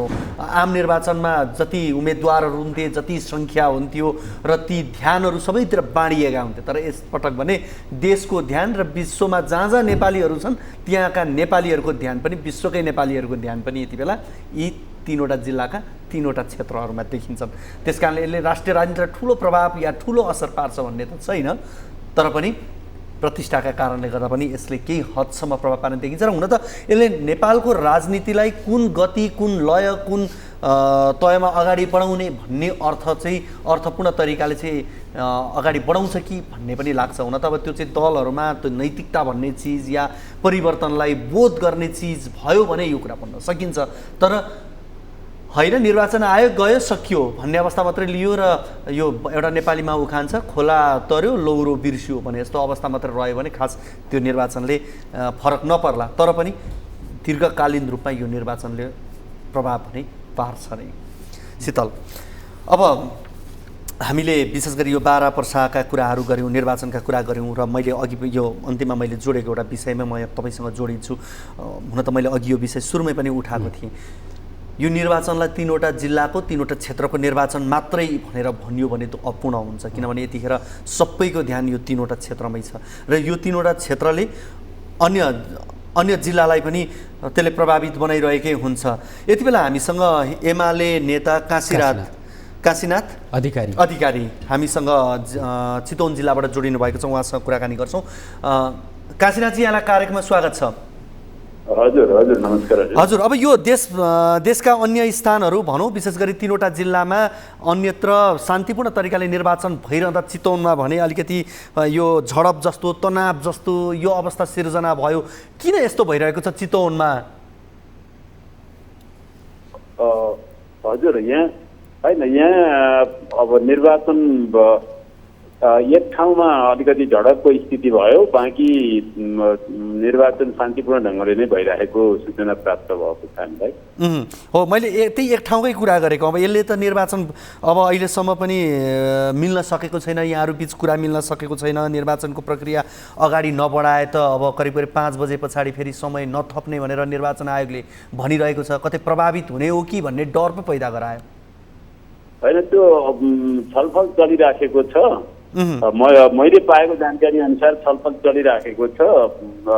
त्यो मतदानको प्रक्रिया अगाडि बढ्छ मैले बुझेँ। अब यो तनाव चाहिँ नियोजित हो कि या तत्काल उब्जिएका विषय हुन् कि के हुन्? किन यो भइरहेको छ अहिले तपाईँहरूको बुझाइ चाहिँ? होइन, कुनै अब नियोजित हो जस्तो लाग्दैन, तर अब त्यो अलिकति अनपेक्षित रूपले होइन। अब त्यहाँ सत्ता पक्षले दुरुपयोग गर्यो, सत्ताको दुरुपयोग गर्यो, स्रोत साधनको दुरुपयोग गर्यो भनेर चाहिँ तपाईँहरू आरोप लगाइरहनु भएको थियो, रासपाले आरोप लगाइरहेको थियो। तर यहाँ त विशेष गरी तपाईँहरू र रासपाहरू चाहिँ एकअर्कामा पो भिड्न थाल्नुभयो त। यहाँ त त्यसबारेमा हामीलाई जानकारी भएन, तर त्यहाँ अलिकति अनपेक्षित खालको चाहिँ परिस्थिति निर्माण भयो। छलफल चलिरहेको छ। मलाई लाग्छ त्यहाँ मतदानको प्रक्रिया अगाडि बढ्छ। समग्रमा अहिले चितवनको निर्वाचनको प्रक्रियाहरू चाहिँ यहाँले कस्तो जानकारी पाउनुभएको छ? कसरी अगाडि बढिरहेको छ? के छ अन्यत्रको चाहिँ? अन्यत्र शान्तिपूर्ण ढङ्गले नै मतदानको प्रक्रिया अगाडि बढिराखेको छ। जनतामा एक स्तरको उत्साह देखिएकै छ। अब यो स्मुथली नै चितवनको निर्वाचन अगाडि बढ्छ भन्ने लाग्छ। तनावका कारणले मतदान स्थगित भएर फेरि पुनः मतदानमा जानुपर्ने अवस्था त बन्दैन होला नि चितवनमा? के छ त्यो देख्नुहुन्छ? मैले बुझेसम्म त्यस्तो लाग्दैन। त्यो हुँदैन है? अहिले जहाँ विवाद देखेको छ त्यो पनि समाधान हुन्छ? मलाई त्यो समाधान हुन्छ भन्ने लाग्छ। ठिक छ। अब हामी करिब दिनको हिसाबले हेऱ्यौँ भने 2 बजेतिर आइसकेका छौँ। अबको 3 घन्टा करिब हामीसँग बाँकी छ। अहिलेसम्मको अवस्थालाई हेऱ्यो भने यो मत जसरी खसिरहेको छ, मङ्सिर 4 को निर्वाचन र अहिलेमा के फरक होला? मत त्यति नै खस्छ या कम खस्छ? र तपाईँहरूको प्रतिस्पर्धा चाहिँ कोसँग हुने देख्नुहुन्छ? अहिलेसम्मको मतदानको ट्रेन्ड हेर्दाखेरि यसपटक मङ्सिर 4 मा जति मत खस्दैन जस्तो लाग्छ, अलिक कम खस्ने जस्तो देखिन्छ। त्यसमा तपाईँहरूको उपस्थिति चाहिँ कहाँनिर हुन्छ होला? होइन, हाम्रो उपस्थिति राम्रो हुन्छ। हामी चाहिँ एकदमै विश्वस्त छौँ। तर जसरी एमाले यो चुनावमा विजयी भएर अगाडि आउँछ, हामी त्यो कुरामा ढुक्क छौँ। जसरी रासपा या गठबन्धनबाट कङ्ग्रेसले आफ्नो उम्मेदवारी दिएसँगै चर्चामा आयो नि, तपाईँहरूको चर्चा चाहिँ अलिकति कम भयो जस्तो लागेन? यो चितवनका एउटा कुरा के हो भने चितवनका जनता अब एउटा सचेत छन्। उनीहरू व्यक्ति मात्रै हेर्दैनन्, विचार पनि हेर्छन्। अब राष्ट्रिय आवश्यकता के हो त्यो कुरा पनि बुझ्छन्। कहिलेकाहीँ भुलचुक हुनु अपवाद, जहाँ जहिले पनि जुनसुकै सन्दर्भमा पनि हुन्छ। मङ्सिर 4 को चुनाव एउटा अपवाद थियो। यसपटक त्यो स्थिति रहँदैन। चितवनको परिणाम भिन्न परिणाम आउनेवाला छ। भनेपछि तपाईँहरू चाहिँ भिन्न अवस्थामा पुग्छौँ भन्ने तपाईँलाई लागेको छ। तर भन्नेहरूले चाहिँ के भन्छन् भनेदेखि एमाले मौन रूपमा चाहिँ आफूभन्दा पनि अरू कसैलाई समर्थन पो गर्दैछ कि भनेर आशंका उब्जाउँछन्। त्यो बिल्कुल फेक। हजुर, बिल्कुल फेक न्युज हो त्यो। त्यो चाहिँ फेक न्युज है? स्थिति त्यो होइन। नेकपा एमाले अगाडि आउँछ। हुन्छ, यो कुराकानीका लागि यहाँलाई धेरै धेरै धन्यवाद। हामीसँग हुनुहुन्थ्यो नेकपा एमालेका नेता काशीनाथ अधिकारी। तपाईँहरूले चितवनमा गएर विभिन्न नेताहरूसँग पनि कुराकानी गर्नुभयो। सबैका आफ्ना दाबी त भइहाल्छन्, जसले पनि म जित्छु, हाम्रो पार्टीले जित्छ भन्ने त रहिहाल्यो। तर त्यो मनोविज्ञान, त्यो साइकोलोजी भन्ने चिज त पढिन्छ नि होइन, पढिन्छ नि, कसले कुन हाउभाउ प्रकट गर्दैछ, हाउभाउले ठुलो अर्थ राख्छ भनेर भन्छन् क्या। त्यो हाउभाउ चाहिँ कस्तो हुँदो रहेछ, के पाउनुभयो, त्यो पनि अनुभव सेयर गरौँ। राजीव, चितवन निर्वाचन क्षेत्र नम्बर 2 अहिले जुन 3वटा निर्वाचन क्षेत्रमा निर्वाचन हुँदैछ, उपनिर्वाचन हुँदैछ, यो 3वटै निर्वाचन क्षेत्रमध्ये सबैभन्दा बढी चर्चामा रहेको निर्वाचन क्षेत्र पनि हो यो। र यदि राष्ट्रिय स्वतन्त्र पार्टीका सभापति रवि लामिछाने यो क्षेत्रमा उम्मेदवार हुन्थेनन् या अन्य स्थापित दलहरूले जित्ने स्थिति बन्थ्यो भने त्यो निर्वाचन क्षेत्रमा उम्मेदवार बन्नका लागि केन्द्र स्तरकै नेताहरूको हानथाप हुन्थ्यो कि भन्ने खालका तर्कहरू, त्यो खालका विश्लेषणहरू यसअघि पनि भइरहेका थिए। हामीले विभिन्न राजनीतिक विश्लेषकहरूलाई बुझ्दै गर्दाखेरि र त्यहाँ उपस्थित नेता कार्यकर्ताहरू, निर्वाचन कमान्डरहरूसँग बुझ्दै गर्दाखेरि पनि त्यो खालको मनस्थिति हामीले प्राप्त गरेका थियौँ। यद्यपि चितवन निर्वाचन क्षेत्र नम्बर 2मा जित्ने अपेक्षा अझै पनि नेकपा एमाले, त्यसै गरी गठबन्धनको समर्थन पाएका नेपाली कङ्ग्रेसका उम्मेदवारहरूमा पनि त्यति प्रभावकारी रूपमा बलियो आत्मविश्वास चाहिँ हामीले प्राप्त गरेका थिएनौँ। उनीहरूसँग हामीले कुराकानी गऱ्यौँ, साक्षात्कार गऱ्यौँ। उम्मेदवारसँग मात्रै नभई त्यहाँ चुनावी कमान्डर सम्हालेर हिँडेका नेता कार्यकर्ताहरूसँग पनि त्यो किसिमको जिज्ञासा राख्दै गर्दाखेरि तिनीहरूले पनि त्यो निर्वाचन जित्ने बलियो आत्मविश्वास चाहिँ हामीले उनीहरूमा, हुन त बाहिर दाबी त यहाँले भने जस्तै सबैले कसले पो निर्वाचन अगाडि मैले चाहिँ निर्वाचन हार्छु भनेर भन्दै हिँड्छ र सबैले जित्ने दाबी त गरि नै हाल्छ। तर हामीले त्यहाँ कुराकानी गर्दै गर्दाखेरि उनीहरूले बलियो आधार प्रस्तुत गरेर हामी नै जित्छौँ भनेर त्यो आत्मविश्वासका साथ भन्न सक्ने स्थिति त थिएन। र यसले गर्दाखेरि पनि उनीहरू जित्ने भन्दा पनि जति मतान्तर गएको मङ्सिर 4को निर्वाचनमा देखिएको थियो यो मतान्तर घटाउन सकिन्छ कि भन्ने जोडबलका साथ लागिरहेको स्थिति चाहिँ हामीले त्यहाँ प्राप्त गरेका थियौँ। राजीव, मैले अघि पनि जानकारी गराएँ दर्शकहरूलाई र हामीले कुराकानी गऱ्यौँ। आज विशेष गरी वैशाख शुक्ल पक्षको तृतीयालाई अक्षय तृतीयाको रूपमा मनाउने पनि गरिन्छ र यसलाई विशेष पर्वको रूपमा पनि लिने गरिन्छ। अझ भन्यो भने सातु र शरबत वितरण गरिन्छ।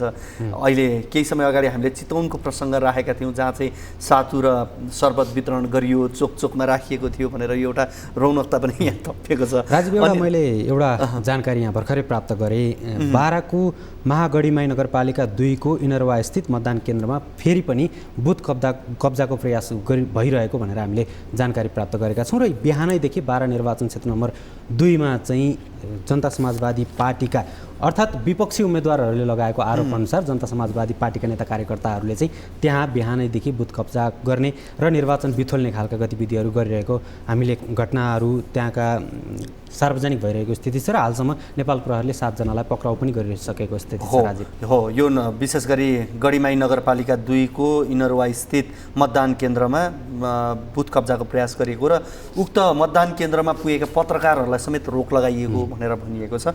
हामी यो विषयमा पछि पनि फेरि कुराकानी गरौँला। र मैले अघि यहाँलाई भन्दै थिएँ एउटा यो रोचक पनि छ, विशेष गरी सातु र आज शरबतको कुरा पनि। यो चाहिँ चितवनमा मात्रै होइन कि तनहुँ लगायत बारामा पनि यी विभिन्न चोकहरूमा मतदान गरेर फर्किएका, मतदान गर्न जाँदै गरेकाहरूलाई शरबत सातु दिएर पठाइँदैछ। यो नेपाली सत्कार, त्यो सँगसँगै पर्वलाई पनि जोगाइँदैछ। त्यो सँगसँगै यो गर्मीलाई पनि विशेष त्यो आहार पुग्ने गरी नै यो चिजहरू हुँदैछ। शरीरलाई पानीको मात्रा पनि कम हुने भए कारणले पनि शरबतको त्यति नै महत्त्व हुन्छ। तपाईँहरू यो निर्वाचन यी विभिन्न क्षेत्रहरूमा पुग्दै गर्दा र अहिले निर्वाचन हुँदै गर्दा केही दिन अगाडि मात्र तपाईँहरू काठमाडौँ आउनुभएको, मौसमी हिसाबले गर्मी थियो होइन, तर पनि त्यो उत्साह चाहिँ थियो है जनतामा पनि। पक्कै पनि राजीव, अहिले निर्वाचन हुन लागेका 3वटै निर्वाचन क्षेत्रमा चितवन र बारा त त्यसै पनि तराईको जिल्ला, त्यसै पनि गर्मी हुने ठाउँ नै भइहाल्यो र तनहुँको पनि केही ठाउँहरूमा गर्मी नभए पनि अधिकांश क्षेत्रमा गर्मी क्षेत्र नै पर्ने भएको कारणले गर्दा यो वैशाखको महिनामा यो निकै तातो घामको बीच मतदाताहरू लामबद्ध भएर आफ्नो नेतृत्व छान्नका लागि मतदान गर्नुपर्ने स्थिति छ र यो गर्मीमा हामीले पनि त्यो गर्मी खटाउन निकै कठिनाइ परिरहेको स्थिति थियो। यस्तो गर्मीमा पनि त्यहाँका मतदाताहरूमा यो निर्वाचनको उत्साह भने हामीले देखि नै रहेका थियौँ। राजीव, पक्कै पनि हामीबाटै गएको केही साथीहरू बिरामी पनि बन्नुभएको थियो, हुनुभएको थियो, तर त्यहाँ नेता कार्यकर्तालाई त निर्वाचनको रौनकता त्यो के चिजले चाहिँ काम गर्दो होला कि यति लामो समयसम्म उनीहरू खटिरहेका छन् कुदिरहेका छन् तर स्वस्थ पनि देखिन्छन् फेरि। अर्को कुरा त वातानुकूल पनि भएर होला राजीव, पक्कै पनि अब त्यो त्यही ठाउँको गर्मी मौसममा आफ्नो शरीरलाई घुलमिल गराउन सक्ने वातावरण अनुकूल बनाउन सक्ने स्थिति पनि बनिसकेका कारणले गर्दाखेरि पनि होला त्यो उपनिर्वाचन हुन लागेका क्षेत्रहरूभन्दा काठमाडौँ अलिकति चिसो पनि हुने क्षेत्र हो। अहिले दिउँसोको समयमा केही गर्मी भए पनि अन्य बिहान बेलुका निकै चिसो हुने भएको कारणले गर्दा हामी यहाँबाट गएको टोलीलाई चाहिँ त्यहाँ अलिकति सर्भाइभ गर्न गाह्रो भएको हो कि भन्ने हामीले त्यो भान गऱ्यौँ। तर त्यही नै विगत लामो समयदेखि त्यहीँ बसिराखेका त्यहीँको गर्मी हावापानीमा हुर्किरहेका व्यक्तिहरूलाई त यो निर्वाचनमा त्यसरी खट्नु र त्यो गर्मी खटाउन सक्नु सामान्य नै हो जस्तो लाग्छ राजीव। हामी दर्शकहरूलाई जानकारी गराइरहेका छौँ विशेष गरी यो निर्वाचन केन्द्रित भएर 3वटा जिल्लाका 3 क्षेत्रको निर्वाचन गतिविधिको विषयमा यहाँलाई जानकारी त गराइरहेका छौँ। त्यो सँगसँगै देखेका केही रोचक विषयहरू पनि यहाँहरूबिच जानकारी गराइरहेका छौँ। यति बेला चितवनको प्रसङ्ग कुरा गर्ने हुने एउटा मतदान केन्द्र जहाँ यति बेला मतदानको प्रक्रिया रोकिएको छ। चितवन भरतपुर 11 मा रहेको नयाँ किरण कमल कुसुम माध्यमिक विद्यालय मतदान केन्द्रमा मतदान अवरुद्ध भएको छ। केही समय अगाडि मात्रै मतदान सर्वदलीय बैठकपछि मतदान पुनः सुरु भएको भनेर भनिएको थियो, तर फेरि एमाले रवि लामिछानेले माफी माग्नुपर्ने, माफी मागेपछि मात्रै मतदान पुनः सुरु हुने भनेर अडान राखिएको भनेर भनेको छ। यति बेला हामीसँग कविन्द्र बुर्लाकोटी रासपाका सहमहामन्त्री हुनुहुन्छ। उहाँ तनहुबाट हामीसँग प्रत्यक्ष उहाँसँग हाम्रो फोन सम्पर्कमा जोडिनु भएको छ। उहाँसँग हामी तनहुको मात्रै होइन उहाँसँग जानकारी भएअनुसार विभिन्न जिल्लाको जानकारी पनि उहाँसँग हामी लिने प्रयास गर्नेछौँ। कविन्द्र बुर्लाकोटीसँग केही समय पछाडि हामी जोडिन्छौँ र हामीले यो त्यसपछि यो चितवनमा अहिले मतदान रोकिएको प्रसङ्ग, त्यसै गरी यो बाराको पनि हामीले यहाँहरूलाई जानकारी गरायौँ। बाराको क्षेत्र नम्बर 2 मा भइरहेको प्रतिनिधि सभा उपनिर्वाचन अन्तर्गत बाराको गढीमाई नगरपालिका 3 को इनरवा स्थित मतदान केन्द्रमा बुथ कब्जाको प्रयास गरिएको छ र उक्त मतदान केन्द्रमा पुगेका पत्रकारहरूले समेत रोक लगाइएको छ। म तपाईँसँग एकचोटि अब फेरि यो कुराकानीका लागि तपाईँले कुराकानी गर्न सक्नुहुन्छ। कविन्द्र बुर्लाकोटी हामीसँग हुनुहुन्छ। कविन्द्रजी यहाँलाई कार्यक्रममा स्वागत छ। सम्पर्कबाट बाहिरिनु भएको छ, फेरि पनि उहाँसँग हामी जोडिन्छौँ र हामीले यो 12-2 को कुरा गर्दै थियौँ। 12-2 मा प्रतिनिधि सभाको यो उपनिर्वाचन अन्तर्गत बाराको यो महागढीमाई नगरपालिका 2 को इनरवा स्थित मतदान केन्द्रमा बुथ कब्जाको प्रयास भएको छ। उक्त मतदान केन्द्रमा पुगेका पत्रकारहरूलाई समेत रोक लगाइएको भनेर भनिएको छ। त्यहाँ शङ्कास्पद गतिविधि भइरहेको सूचना पाएपछि त्यहाँ सञ्चारकर्मीहरू पुगेका थिए, तर उनीहरूलाई प्रवेश दिएको छैन, दिएन भनेर भनिएको छ। यस विषयमा हामी थप बुझ्ने प्रयास केही समय पछाडि गर्नेछौँ। राजीव, हामीले बाराको कुरा गर्दै गर्दाखेरि चितवन निर्वाचन क्षेत्र नम्बर 2 को एउटा निर्वाचन क्षेत्रमा पनि 11 बजेदेखि अलिकति तनावग्रस्त स्थिति सिर्जना भएको छ र त्यहाँ गठबन्धनका नेता कार्यकर्ता र नेकपा एमालेका नेता कार्यकर्ताहरूले रवि लामिछानेले माफी नमागेसम्म मतदानको प्रक्रिया अगाडि नबढ्ने भनेर बताइरहँदाखेरि यति बेला हामीले प्राप्त गरेको जानकारी अनुसार राष्ट्रिय स्वतन्त्र पार्टीका सभापति रवि लामिछाने आफूले फेसबुक पेजबाट लाइभ प्रत्यक्ष आएर केही धारणा राखिरहेको भनेर हामीले जानकारी त प्राप्त गरेका छौँ। यद्यपि उहाँले के भनिराख्नु भएको छ यसको यकिन जानकारी चाहिँ हामीसँग छैन यति बेला। अलिकति यो प्रतिष्ठाको कहिलेकाहीँ विषय बन्दिँदाखेरि यस्ता समस्याहरू आउँछन्, प्राविधिक रूपमा समस्याहरू निम्त्याइने गरेको पनि देखियो। यो चितवनको सन्दर्भ हो। हुन त हामीले अघि पनि भन्यौँ चितवनमा यस्ता कुरा घटनाक्रम भएनन् भने चितवनको निर्वाचनको त रौनकता पनि होइन कि भने जस्तो देखिन्छ। त्यस कारणले यसलाई कहिलेकाहीँ चितवन विगतदेखि त्यो 74 सालको निर्वाचन किन नहोस्, त्यस यताका निर्वाचनहरू पछिल्ला निर्वाचनहरू पनि यस्तै यहाँका विवादित, यहाँ विभिन्न घटनाक्रम, कहीँ झडप हुने, गोली हानाहान हुने अवस्थासम्म योभन्दा अगाडि निर्वाचन पनि भएका हुन्। यसपटक भने त्यो अवस्थासम्म पुगिसकेको छैन, तर पनि रवि लामिछाने एउटा मतदान केन्द्रमा पुग्दा उनी विरुद्ध समर्थकहरूले नारा जुलुस गरे र यो निर्वाचन आचार संहिता विपरीत भयो भनेर विपक्षी दलहरूले उनीमाथि आरोप लगाएर माफी माग्नुपर्ने भनेर यति बेला भनिएकै कारणले गर्दा त्यहाँ निर्वाचनको प्रक्रिया अगाडि बढ्न सकेको छैन। यो जानकारी हामीले यहाँहरूलाई गरायौँ र समग्रमा यति बेला हेर्ने भने तनहुको प्रसङ्ग भने अलिकति शान्तिपूर्ण देखिन्छ। यति बेला रवि लामिछानेले फेसबुक मार्फत केही कुरा बताइरहेका छन्, यो यहाँहरू बिच हामी राख्छौँ। दर्शकवृन्द, यति बेला हामीले पाएको जानकारी अनुसार राष्ट्रिय स्वतन्त्र पार्टीका सभापति रवि लामिछाने फेसबुक लाइभ मार्फत उनी आएका छन् र चितवनमा भएको यो केही समय अगाडिको घटनालाई लिएर उनले आफ्नो स्पष्टीकरण दिइरहेका छन्। उनले भन्न चाहेका छन्, के भनिरहेका छन्, त्यो विषय पनि यहाँहरू बिच हामी राख्न गइरहेको छौँ। त्यो राख्ने प्रयास यति बेला हामी गरिरहेका छौँ। रवि लामिछाने जो मतदान केन्द्रमा चितवनको यो नयाँ किरण कमल कुसुम माध्यमिक विद्यालय जहाँ छ त्यो मतदान केन्द्रमा उनी पुगेका थिए र त्यहाँ पुगेसँगै अवरुद्ध भएको थियो। यति बेला रवि लामिछानेको उनले प्रत्यक्ष प्रसारण मार्फत आइरहेका छन्। हामी लाग्छौँ यो लाइभ। दर्शकवृन्द, तपाईँहरू यति बेला दृश्यमा देखिरहनु भएको छ यो केही समय अगाडिको फुटेजहरू यहाँहरू हामीले देखाइरहेको छौँ, जहाँ मतदानका लागि मतदान गर्न उपस्थित मतदाताहरूको यहाँ हामी यो दृश्यमा यहाँहरूलाई देखाइरहेका छौँ। हुन त हामीले यहाँलाई रवि लामिछाने फेसबुक लाइभ मार्फत आइरहेको र त्यो विषयमा हामी जानकारी गराउँछौँ। उनले के भनिरहेका छन् त्यो हामी जस्ताको तस्तै राख्छौँ भनेर त्यो प्रयास गरेका थियौँ। त्यो प्रयासलाई हामी सार्थक बनाउने प्रयासमा अझै पनि छौँ। तर यति बेला यहाँहरू दृश्यमा देखिरहनु भएको छ यो विभिन्न मतदान केन्द्र, चितवनका विभिन्न मतदान केन्द्रहरूमा भइरहेको मतदानको यो प्रक्रिया। यति बेला रवि लामिछानेले आफ्नो भनाइहरू राखिरहनु भएको छ, त्यो यहाँहरू बिच हामी राख्छौँ। फेसबुक लाइभमा जोडिनुभएका सम्पूर्णमा मेरो नमस्कार। म चितवन 2 मा छु। विभिन्न मतदान केन्द्रहरूमा गएर मतदाताहरूसँग भेट्ने र मतदान अधिकृतहरूसँग जानकारी लिने, मतदाताहरूसँग कुराकानी गर्ने कोसिस गरिरहेको थिएँ। तर स्थिति त्यति सहज नभएपछि म अहिले घर फर्किएको छु। म सबैलाई यदि अनुरोध गर्न चाहन्छु कि यतिखेर जुन अवस्था सृजना गर्न खोजिएको छ त्यसको पूर्व तयारी भएको हामीले जानकारी गराएका थियौँ। प्रशासनलाई, प्रहरीलाई हामीले भनिरहेका थियौँ कि विभिन्न किसिमको मतदातालाई तर्साउने तयारीहरू भइरहेको छ। मैले आफ्ना पछिल्ला भाषणहरूमा पनि भनेकै थिएँ, यस्ता जानकारीहरू हामीलाई प्राप्त थियो। प्राप्त हुँदा पनि प्रशासनलाई जानकारी गराएको हुँ। म सबैजनालाई संयमित हुन अनुरोध गर्न चाहन्छु। विशेष गरेर राष्ट्रिय स्वतन्त्र पार्टी समर्थक जति पनि भोलिन्टियर्सहरू हुनुहुन्छ, बुथ प्रतिनिधिहरू हुनुहुन्छ, कृपया संयमित भइदिनु होला। यतिखेर हामीसँग मतदान बाहेक अर्को कुनै उपाय छैन। कुनै पनि किसिमका झडपहरूमा हामीलाई विश्वास छैन।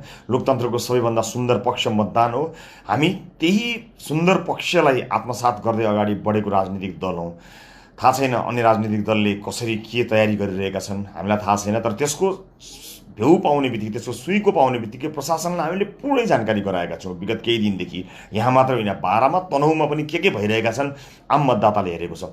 म सम्पूर्ण राजनीतिक दलहरूलाई यो अनुरोध गर्न चाहन्छु, लोकतन्त्रको सुन्दरताको कुरा तपाईँहरू गरिरहनु भएको छ। लोकतन्त्रका लागि हामी लडेर आएका हौँ, हामी मरेर ल्याएका हौँ भनिरहनु भएको छ।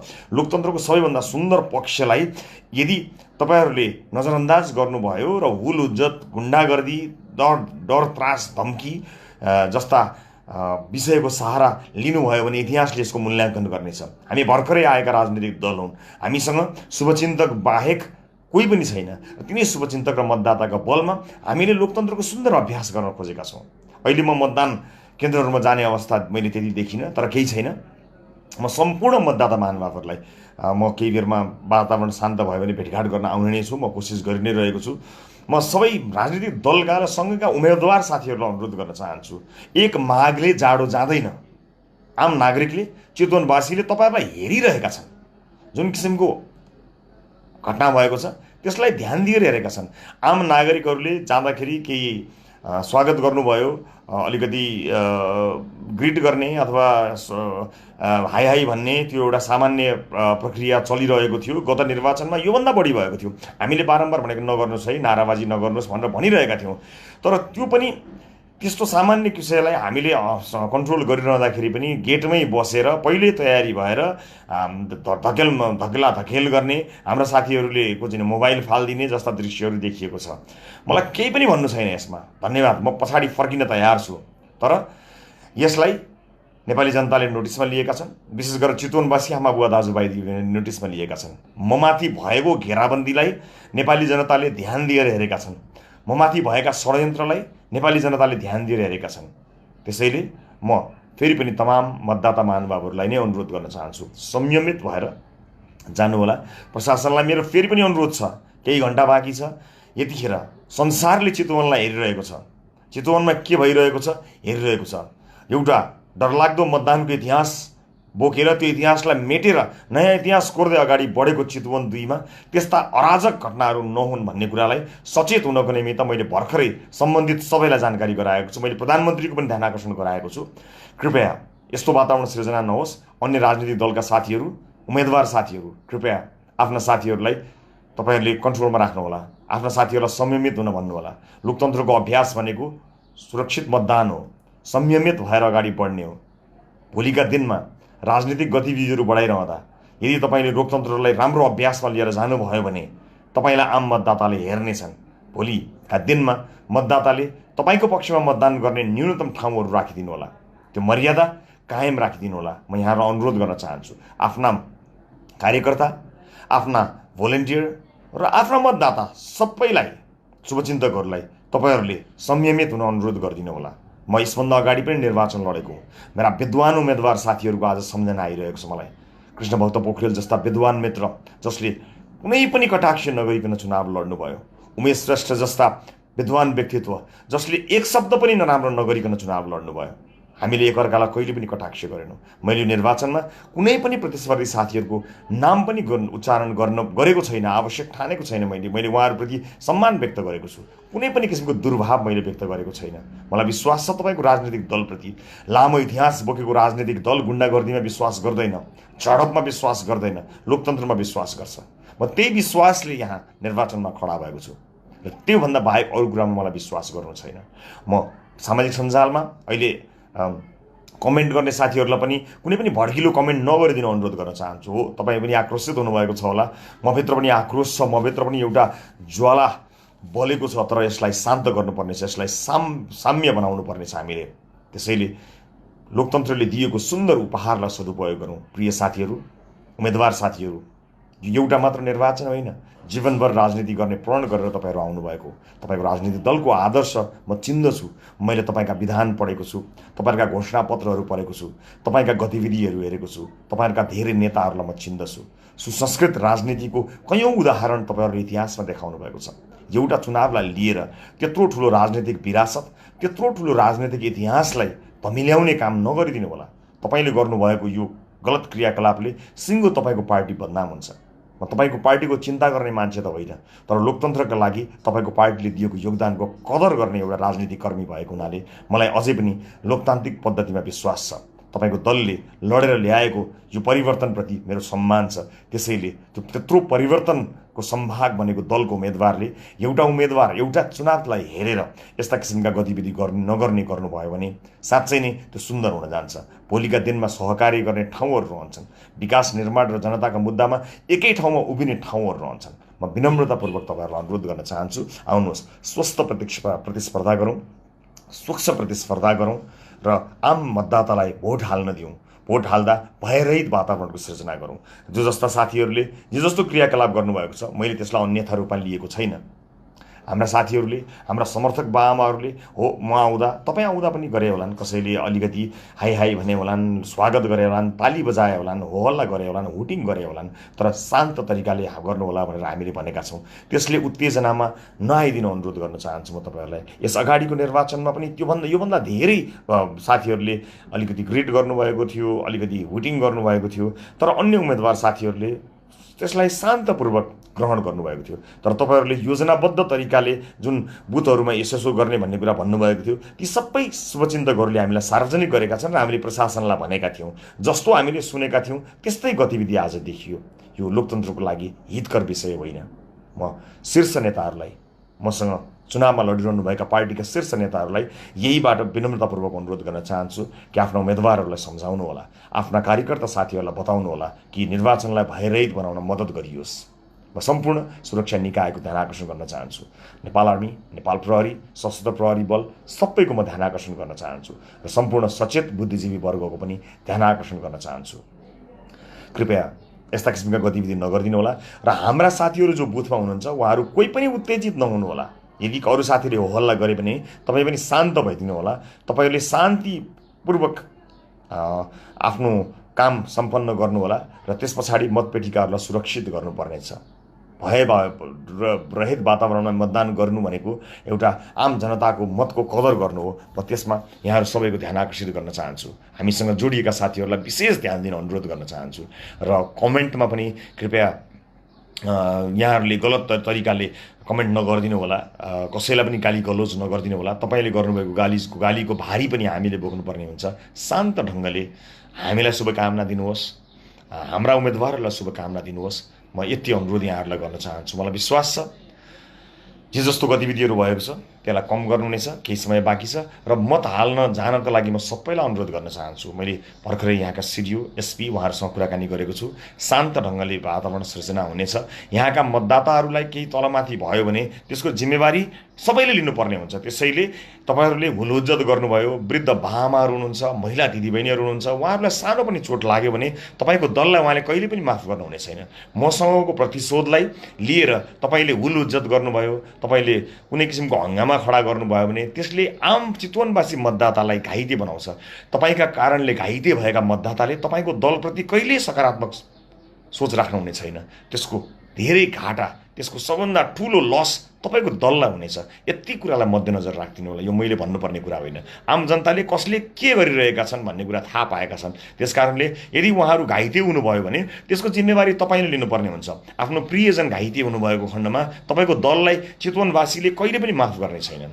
म विनम्रतापूर्वक फेरि पनि अनुरोध गर्न चाहन्छु, यो वातावरणलाई शान्त वातावरणको रूपमा रूपान्तरित गरौँ, शान्त मतदानको वातावरण बनाऊँ र मतदान गर्न बाँकी सबैलाई गइदिन म अनुरोध गर्न चाहन्छु। किनभने तपाईँ मतदान गर्न जानु भएन भने मतगणनामा त्यसको असर पर्छ, कति मत खस्यो भन्ने कुराले असर गर्छ। कृपया जति पनि बाँकी हुनुहुन्छ सबैजना मत हाल्नको लागि गइदिनु होला, मतदान गर्नको लागि गइदिनु होला। हामीसँग 3 घण्टा 4 घण्टाको समय अझै पनि बाँकी छ।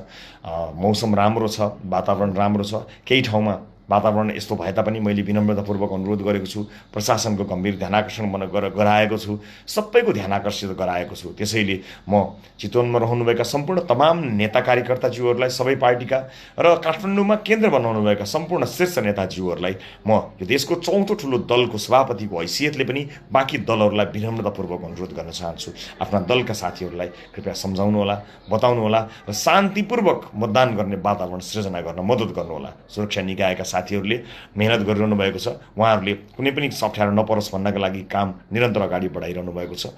म मिडिया मार्फत, सचेत नागरिक समाज मार्फत यही अनुरोध गर्न चाहन्छु कि सबैजना मतदानमा सहभागी भइदिनु होला। त्यो मतदान शान्त रहोस्, सौहार्दपूर्ण रहोस् र सबैलाई सुरक्षित हुने वातावरण बनाइयोस्। बाँकी जति पनि रहनु भएको छ यहाँहरू सबैजना मतदानमा सहभागी भइदिनु होला। हामीसँग समय बाँकी छ। त्यो बाँकी समय अझ धेरै मतदान गर्नको लागि जानु होला। मतदानमा तपाईँले आफ्नो विवेक प्रयोग गर्नुहुनेछ। मैले कसलाई भोट हाल्ने के हाल्ने तपाईँलाई भनिराख्नै पर्दैन, तर विवेक प्रयोग गर्नुहोला। हिजो दिनभरि नै रातिदेखि नै अफवाह फैलाइयो कि हामी कुनै दलसँग मिल्यौँ, कसँग साँठगाँठ गरियौँ भनेर अफवाह फैलाइयो। भर्खरै सुरु भएको यो दलमाथि यति धेरै प्रहार किन गरिएको छ मलाई थाहा छैन, तर म फेरि पनि सबैलाई विनम्रतापूर्वक अनुरोध गर्न चाहन्छु, कृपया मतदान गर्न गइदिनु होला। हाम्रो आशा, हाम्रो भरोसा, हाम्रो सहारा आम मतदाता मात्रै हुनुहुन्छ। हामीसँग कोही हुनुहुन्छ भने तपाईँ हुनुहुन्छ। हाम्रो बल, हाम्रो शक्ति भनेको आम जनता हुनुहुन्छ। आम जनतालाई म विनम्रतापूर्वक अनुरोध गर्न चाहन्छु, चितवनवासी आमा बुवा दाजुभाइ दिदीबहिनीहरू जसरी पनि नजिकैको मतदान केन्द्रमा गएर भोट हालिदिनु होला। जति सक्यो छिटो भोट हालिदिनु होला र उहाँहरूको रक्षाको लागि मैले अनुरोध गरेको छु। 1-2 ठाउँमा केही भए पनि अन्य ठाउँमा त्यस्तो कुनै पनि समस्या छैन भन्ने भएको छ। जहाँ केही समस्या आएको छ त्यो ठाउँमा पनि सुचारू रूपले सञ्चालन भएको जानकारी आएको हुनाले कृपया मतदान गर्न गइदिनु होला। र अन्य राजनीतिक दललाई फेरि पनि अनुरोध गर्न चाहन्छु, शान्त ढङ्गले मतदान गर्ने वातावरणको सृजना गरिदिनु होला। हस्, मैले यो लाइभबाट अहिलेलाई बिदा मागेँ। यसलाई भिडियोलाई सर्वत्र विशेष गरेर चितवन 2 का आमा बुवा दाजुभाइ दिदीबहिनी समक्ष पुर्याइदिनु हुनको निमित्त म विनम्रतापूर्वक अनुरोध गर्दै बिदा चाहन्छु। हस्, नमस्ते। दर्शकबिन, हामीले राष्ट्रिय स्वतन्त्र पार्टीका सभापति रवि लामिछानेले चितवनमा मतदान केन्द्रहरूमा देखिएको विवादको बारेमा सामाजिक सञ्जालमा मार्फत प्रत्यक्ष प्रसारणमा जोडिएर दिएको यो अभिव्यक्ति सुन्यौँ र उहाँले प्रशासनलाई यस विषयमा पूर्व जानकारी राख्दाखेरि पनि प्रशासनले खासै वास्ता नगरेको र बेवास्ता गरिदिएको आरोप लगाउनु भएको छ र सबै प्रशासन र शीर्ष नेतृत्वलाई यो समस्या तत्काल समाधान गर्न आग्रह पनि गर्नुभएको छ। साथै सबै मतदातालाई शान्तिपूर्ण तौरले मतदानमा सरिक भएर मतदान गर्न आग्रह पनि गर्नुभएको छ र उहाँले सामाजिक सञ्जाल फेसबुक मार्फत प्रत्यक्ष जोडिएर दिएको यो अभिव्यक्तिप्रति भने निर्वाचन आयोगले आपत्ति जनाएको छ र मतदान चलिरहेको खण्डमा निर्वाचन आयोगका प्रमुख निर्वाचन आयुक्त दिनेश कुमार थपेलियाले मतदान चलिरहेको समयमा कोही उम्मेदवारले यसरी मतदातालाई प्रभाव पार्ने र प्रलोभनमा पार्ने गरी सामाजिक सञ्जालमा आएर यसरी प्रत्यक्ष आफ्नो अभिव्यक्ति दिन नहुने भन्दै यसलाई आपत्ति जनाइरहेको स्थिति पनि छ र अहिले केही बेर अगाडिसम्म मात्रै चितवन निर्वाचन क्षेत्र नम्बर 1 को एउटा मात्रै मतदान केन्द्रमा विवाद देखिएको थियो राजीव भने। अहिले हामीले भर्खरै प्राप्त गरेको जानकारी अनुसार निर्वाचन क्षेत्रको 2वटा मतदान केन्द्रमा विवाद देखिएको भनेर हामीले जानकारी प्राप्त गरेका छौँ। जुन भरतपुर महानगरपालिका वडा नम्बर 11 को भोजाड स्थित नयाँ किरण कमल कुसुम माविको विवाद त झन्डै 11 बजेदेखिको विवाद हो। यो 2-2.5-3 घण्टा जति भइसकेको छ यो विवाद। बिचमा केही बेर मतदान सुरु भए पनि फेरि स्थगित भएको अवस्था छ र अर्को एउटा भरतपुर महानगरकै वडा नम्बर 7 स्थित कृष्णपुर माविमा पनि मतदान रोकिएको र सामान्य विवाद भएको भनेर हामीले जानकारी प्राप्त गरेका छौँ र सो मतदान चाहिँ झन्डै आधी घण्टा 45 मिनटको समयदेखि रोकिएको भनेर हामीले जानकारी प्राप्त गरेका छौँ र त्यो समस्या समाधान गरेर मतदान प्रक्रियालाई अगाडि बढाउनका लागि त्यहाँ सर्वदलीय बैठक बसिरहेको र त्यहाँका राजनीतिक दल र अन्य उम्मेदवारका समर्थकहरू पनि त्यो समस्या समाधान गर्नका लागि जुटिरहेको भनेर हामीले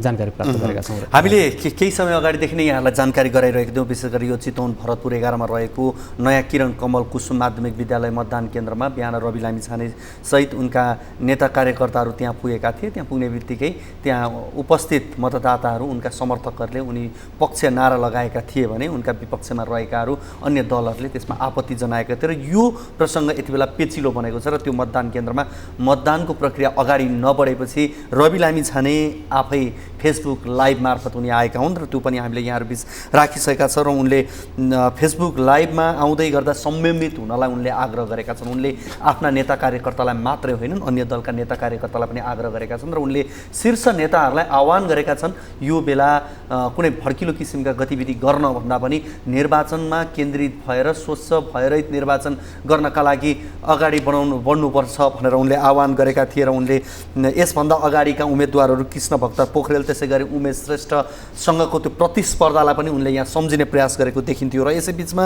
निर्वाचन आयोगले रविको फेसबुक लाइभबारे आफ्नो भनाइ पनि सार्वजनिक गरिसकेको छ। निर्वाचन आयोगका प्रमुख निर्वाचन आयुक्त दिनेश कुमार थपलियाले मतदान चलिरहेको समयमा कोही उम्मेदवारले पनि मतदातालाई प्रभावित पार्ने गरी सामाजिक सञ्जाल प्रयोग गर्न नपाउने भनेर उनले बताएका छन्।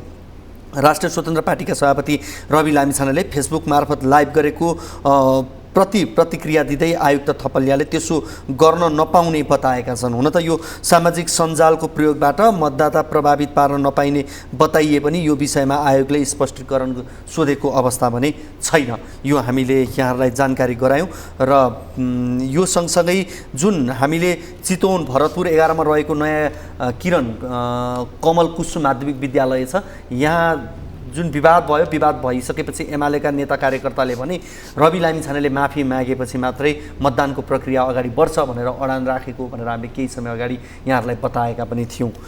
शीतल पक्कै पनि राजीव यहाँले बताएअनुसार नै चितवन निर्वाचन क्षेत्र नम्बर 2 मा अलिकति विवाद देखिए पनि तनहुँ निर्वाचन क्षेत्र नम्बर 1 मा भने यति बेलासम्म शान्तिपूर्ण तौरले नै निर्वाचन प्रक्रिया अगाडि बढिरहेको भनेर हामीले जानकारी प्राप्त गरेका छौँ। 12 निर्वाचन क्षेत्र नम्बर 2 मा पनि अलिकति विवादका घटनाहरू सार्वजनिक भए पनि छिटफुट घटनाहरू त्यति ठुलो निर्वाचन स्थगित हुनुपर्ने या निर्वाचन प्रक्रिया नै रोकिनुपर्ने खालको विवादहरू भइसकेको अवस्था छैन। केही मतदान केन्द्रहरूमा रोकिए पनि त्यसलाई समस्या समाधान गरेर अगाडि बढ्ने गरी राजनीतिक दल र अन्य प्रशासनले पनि जोड गरिरहेको अवस्था छ। राजीव हामीले जानकारी गरायौँ चितवनका 2वटा केन्द्रमा यति बेला मतदानको प्रक्रिया रोकिएको छ। यो सँगसँगै यति बेला हामी 12 तर्फ लाग्छौँ। 12 बाट टिभी जर्नलिस्ट प्रहलाद तिमिल सिन्हा हामीसँग फोन सम्पर्कमा हुनुहुन्छ। उहाँसँग प्रत्यक्ष सम्पर्कमा हुनुहुन्छ, उहाँसँग हामी कुराकानी गर्छौँ। प्रहलाद यति बेला तपाईँ 12 को कुन ठाउँमा हुनुहुन्छ र त्यहाँको पछिल्लो अवस्था के छ, मतदानको प्रक्रिया कसरी अगाडि बढिरहेको छ जानकारी गराउनुहोस्। यतिखेर म 12 को यस निर्वाचन क्षेत्र नम्बर 2 जहाँ उपनिर्वाचन भइरहेको छ महागढीमाई नगरपालिका वडा नम्बर 10 स्थित गाविस भवनमा छु। यतिखेर यहाँनिर सर्वत्र तरिकाले एकदमै शान्तिपूर्ण तरिकाले मतदान भइरहेको तपाईँले देख्न सकिराख्नु भएको छ। बाराका विभिन्न स्थानमा झडप भएको या बुथ क्याप्चर गर्न खोजिएका भने जस्ता समाचारहरू पनि प्राप्त भइरहेका छन्, त्यो विषयमा पनि जानकारी गराउनुहोस् न। पक्कै पनि केही समय अगाडि हामीले देवतालबाट जसपा नेता रामसागर यादवलाई पक्राउ उनले 2वटा मत खसाउने प्रयास गर्दै गर्दा उनलाई पक्राउ गरिएको छ भनेर हामीले खबर अघि नै जानकारी दिइसक्यौँ। त्यस्तै उनले चाहिँ 2वटा मत खसाउने प्रयास गरिसकेपछि त्यहाँनिर प्रहरीले चाहिँ उनलाई पक्राउ गरेर यतिखेर लगिसकेको छ भने त्यस्तै महागढीमाई नगरपालिका इनरुवामा बुथ कब्जाको प्रयास जारी भएको थियो, जसलाई प्रहरीले रोकेको थियो भने जसपा नेता तथा कार्यकर्ताहरूलाई रोकेको थियो प्रहरीले पनि। त्यस्तै रिपोर्टिङमा पुगेको हामी पत्रकारहरूलाई समेत तपाईँको त्यहाँनिर जान निषेध गरिएको थियो र साथसाथै त्यहाँको स्थानीयवासीले पनि हामीलाई अलिकति अभद्र व्यवहार गरेका थिए केही समय अगाडिसम्म। भनेको यो चाहिँ बुथ क्याप्चरकै प्रयास हो भनेर भन्न सकिन्छ त्यसो हुँदा? पक्कै पनि उनीहरूको व्यवहार देख्दै गर्दाखेरि हामीले त्यही अन्दाजा लगाउन सकेका थियौँ। त्यसपछिको अवस्था के रह्यो प्रहलाद?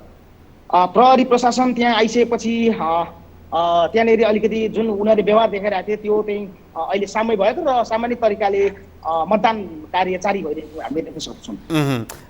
बिहानदेखि नै सिके राउतले विभिन्न स्थानमा यस्ता घटनाहरू हुन सक्ने भनेर उनले बताइरहेका थिए र उनले यसलाई कतिपयले राजनीतिक स्टन्टको रूपमा पनि हो कि भनेर बुझाइरहेको देखिन्थ्यो, तर के हदसम्म त्यो सत्य पनि भयो, त्यो साबित त्यहाँ भएको देखियो। अहिले ठ्याक्कै त्यहाँको पछिल्लो अवस्था र विशेष गरी हेर्ने हो भने मध्य प्रदेशका मुख्यमन्त्रीलाई पनि स्पष्टीकरण सोधिसकेको छ, किनभने सरकारी स्रोत साधनको दुरुपयोग भयो भन्ने अर्थमा अर्थ्याइएको छ। यस अर्थमा हेऱ्यो भने सरकारी स्रोत साधनको दुरुपयोग भएको, राज्य सत्ताको प्रयोग भयो भनेर भन्न सकिने अवस्था देखिएको हो सिके राउतले भने जस्तै? हो, पक्कै पनि सिके राउतले भने जस्तै गरी बाराका उनले लिएका जुन 6वटा स्थान थियो त्यो स्थानमा चाहिँ हामी धेरै जस्तो स्थानमा हामी पुगिसकेका छौँ र ती स्थानमा चाहिँ त्यस्ता क्रियाकलाप नपाइए तापनि केही स्थानहरूमा त्यस्ता हामीले पाइसकेका छौँ। जस्तै सुवर्ण नगरपालिका सतगञ्ज, सुवर्ण गाउँपालिका सतगञ्ज जमुनियामा हामी पुगेको थियौँ, त्यहाँनिर चाहिँ निर्वाचन साम्य तरिकाले भएको हामीले देख्यौँ। र त्यस्तै पत्रौतामा हामी पुग्दै गर्दा मुख्यमन्त्रीले सरकारी साधन प्रयोग गर्दै गर्दाखेरि प्रहरीले चाहिँ उनलाई आफ्नो साथमा लिएर गएको थियो हामी पुग्नुभन्दा केही समय अगाडि भने उनले दुरुपयोग गर्दै गर्दाखेरि निर्वाचन आयोगले स्पष्टीकरण पनि यतिखेर सोधिसकेको छ। त्यस्तै बाराका अन्य जुन सिके राउतले भनेकै जस्तो अवस्था चाहिँ नभएको तर केही स्थानमा त्यो पनि हो भन्ने पनि हामीले बुझ्न सक्दछौँ। हुन त अब यहाँ जनमत र जसपा बीचको भिडन्त जस्तो देखिए पनि यहाँ रासपा लगायत अन्य दलहरूको पनि उम्मेदवार रहेको देखिन्छ। जनमत रासपाहरूले चाहिँ यो विषयमा अहिलेसम्म नबोल्नु र जनमतका नेता कार्यकर्ताहरू मात्र यो विषयमा बोल्नु धाँधली भयो भन्नुलाई कुन अर्थमा लिने? बाराको यो जुन निर्वाचन क्षेत्र नम्बर 2 मा अहिले जुन उपनिर्वाचन भइरहेको छ यहाँनिर चाहिँ विशेष गरी मुख्य प्रतिस्पर्धामा चाहिँ जनमतका सिके राउत जसले उपेन्द्र यादवलाई 70बाट हराएका थिए भने त्यस्तै तिनै उपेन्द्र यादव बारामा यतिखेर सत्ता गठबन्धनको शक्ति पाएर बारामा निर्वाचन चुनाव लड्दै गर्दाखेरि यतिखेर उनले सत्ता गठबन्धनको साथ पाएका छन् र सिके राउतले चाहिँ उनलाई आरोप लगाउनुको उनीहरूको 2 जनाको व्यक्तिगत रिसिभीको कारणले गर्दाखेरि पनि यतिखेर बाराको माहौल चाहिँ अलिक धेरै गर्मिएको छ। किनभने यहाँनिर तपाईँको मुख्य गरी भिडन्त भनेकै सिके राउत जो उम्मेदवार हुन्छ शिवचन्द्र कुशवा उनको नाम भन्दा पनि विशेष गरी सिके राउत र उपेन्द्र यादवको बिचमै चर्चा भएको छ र अन्य राजनीतिक दलहरू पनि यतिखेर आफ्नो पल्टा पार्न सकिन्छ कि भनेर घर दैलेमा हिजो अस्तिसम्म गरिरहेको थिए भने तर आज आउँदै गर्दाखेरि चाहिँ यहाँको जनतामा चाहिँ विशेष गरी सिके राउत र उपेन्द्र यादव को छन् नि भन्ने दुविधा छ। यतिखेर हामीले देख्न सक्दछौँ सर्वत्र तरिकाले यहाँ निर्वाचन भइरहेको छ। यद्यपि निर्वाचनको मत परिणाम आइसकेपछि मात्र थाहा हुनेछ यहाँनिर कसको पल्ला भारी हुनेछ भन्ने। प्रहलाद, अब अहिलेसम्मको अवस्था हेऱ्यो भने मत कति जति खस्यो होला, के छ त्यो केही जानकारी पाउनु भएको छ? यहाँ मैले केही समय अगाडि निर्वाचन कार्यालयमा टेलिफोन सम्पर्क गरेर बुझ्दाखेरि उहाँले पनि अहिलेसम्म प्रारम्भिक कति प्रतिशत मत खसिसकेको भनेर यकिनन भन्न नसकेको उहाँले बताउनु भएको थियो। अब विशेष गरी केही ठाउँमा केही समयको लागि मतभेद हुँदै गर्दाखेरि केही समयको लागि लामो समय होइन केही समयको लागि निर्वाचन मतदान कार्य अलिकति रोकिएको हो कि अवस्था भएको कारणले गर्दाखेरि पनि त्यहाँ मिलाउँदै तपाईँको उहाँहरूले चाहिँ कति प्रतिशत मत खस्यो भनेर जानकारी लिन अलिक अप्ठ्यारो भएको र केही समयपछि दिने जानकारी दिनुभएको छ। योभन्दा अगाडिको निर्वाचनमा पनि बाराका विभिन्न क्षेत्रबाट मतपेटिका आउनलाई समय लाग्दाखेरि केही हदसम्म मतगणना प्रभावित भएको थियो, समयमा हुन सकेको थिएन। यसपटक यो क्षेत्र विशेष गरी कस्तो क्षेत्र हो, मतपेटिकाहरू आउन कति समय लाग्ला, मतगणनाको अवस्था आजैबाट हुने सम्भावना कतिको देख्नुहुन्छ, के छ यहाँले? यस क्षेत्र जुन बारा क्षेत्र नम्बर 2 जहाँ उपनिर्वाचन भइरहेको छ, यस क्षेत्र विशेष गरी धेरैवटा पालिकाहरू चाहिँ नेपाल भारत सीमामा जोडिएको कारणले गर्दाखेरि अलिकति दुर्गम क्षेत्रमा रहेको हामीले बुझ्न सक्छौँ र यसबाट चाहिँ तपाईँको चाहिँ मतगणना स्थल भनेको निर्वाचन कार्यालय जुन हाम्रो कलैयामा छ, जिल्ला तालिम केन्द्रमा जहाँ मतगणना स्थल जुन यतिखेर चाहिँ तपाईँको तयारी भइसकेको छ। हामीले केही समय अगाडि निर्वाचन अधिकृत कार्यालयमा हामीले जानकारी लिँदाखेरि उहाँले चाहिँ निर्वाचन कार्यको लागि चाहिँ एकदमै चासो रूपमा स्पष्ट रूपमा गर्ने हिसाबले चाहिँ उहाँले चाहिँ मतगणना स्थल चाहिँ एकदम तयार भइसकेको उहाँले बताउनु भएको छ भने यहाँबाट कलैया पुग्नलाई कम्तीमा पनि हरेक क्षेत्रबाट जानलाई 4 देखि 5 घण्टा लाग्ने हामीले देख्न सक्दछौँ। मतगणना उहाँहरूले सर्वदलीय बैठक बसिएपछि आफ्नो हिसाबले र सबैलाई पाए पर्ने हिसाबले चाहिँ कति बजीदेखिबाट गर्ने भन्ने कुरो चाहिँ सर्वदलीय बैठकले नै निर्धारण गर्ने बताउनु भएको छ। धन्यवाद प्रहलाद यो जानकारीका लागि। हामीसँग बाराबाट टिभी जर्नलिस्ट प्रहलाद तिमिल सिन्हा हुनुहुन्थ्यो, उहाँसँग हामीले त्यहाँको जानकारी लियौँ।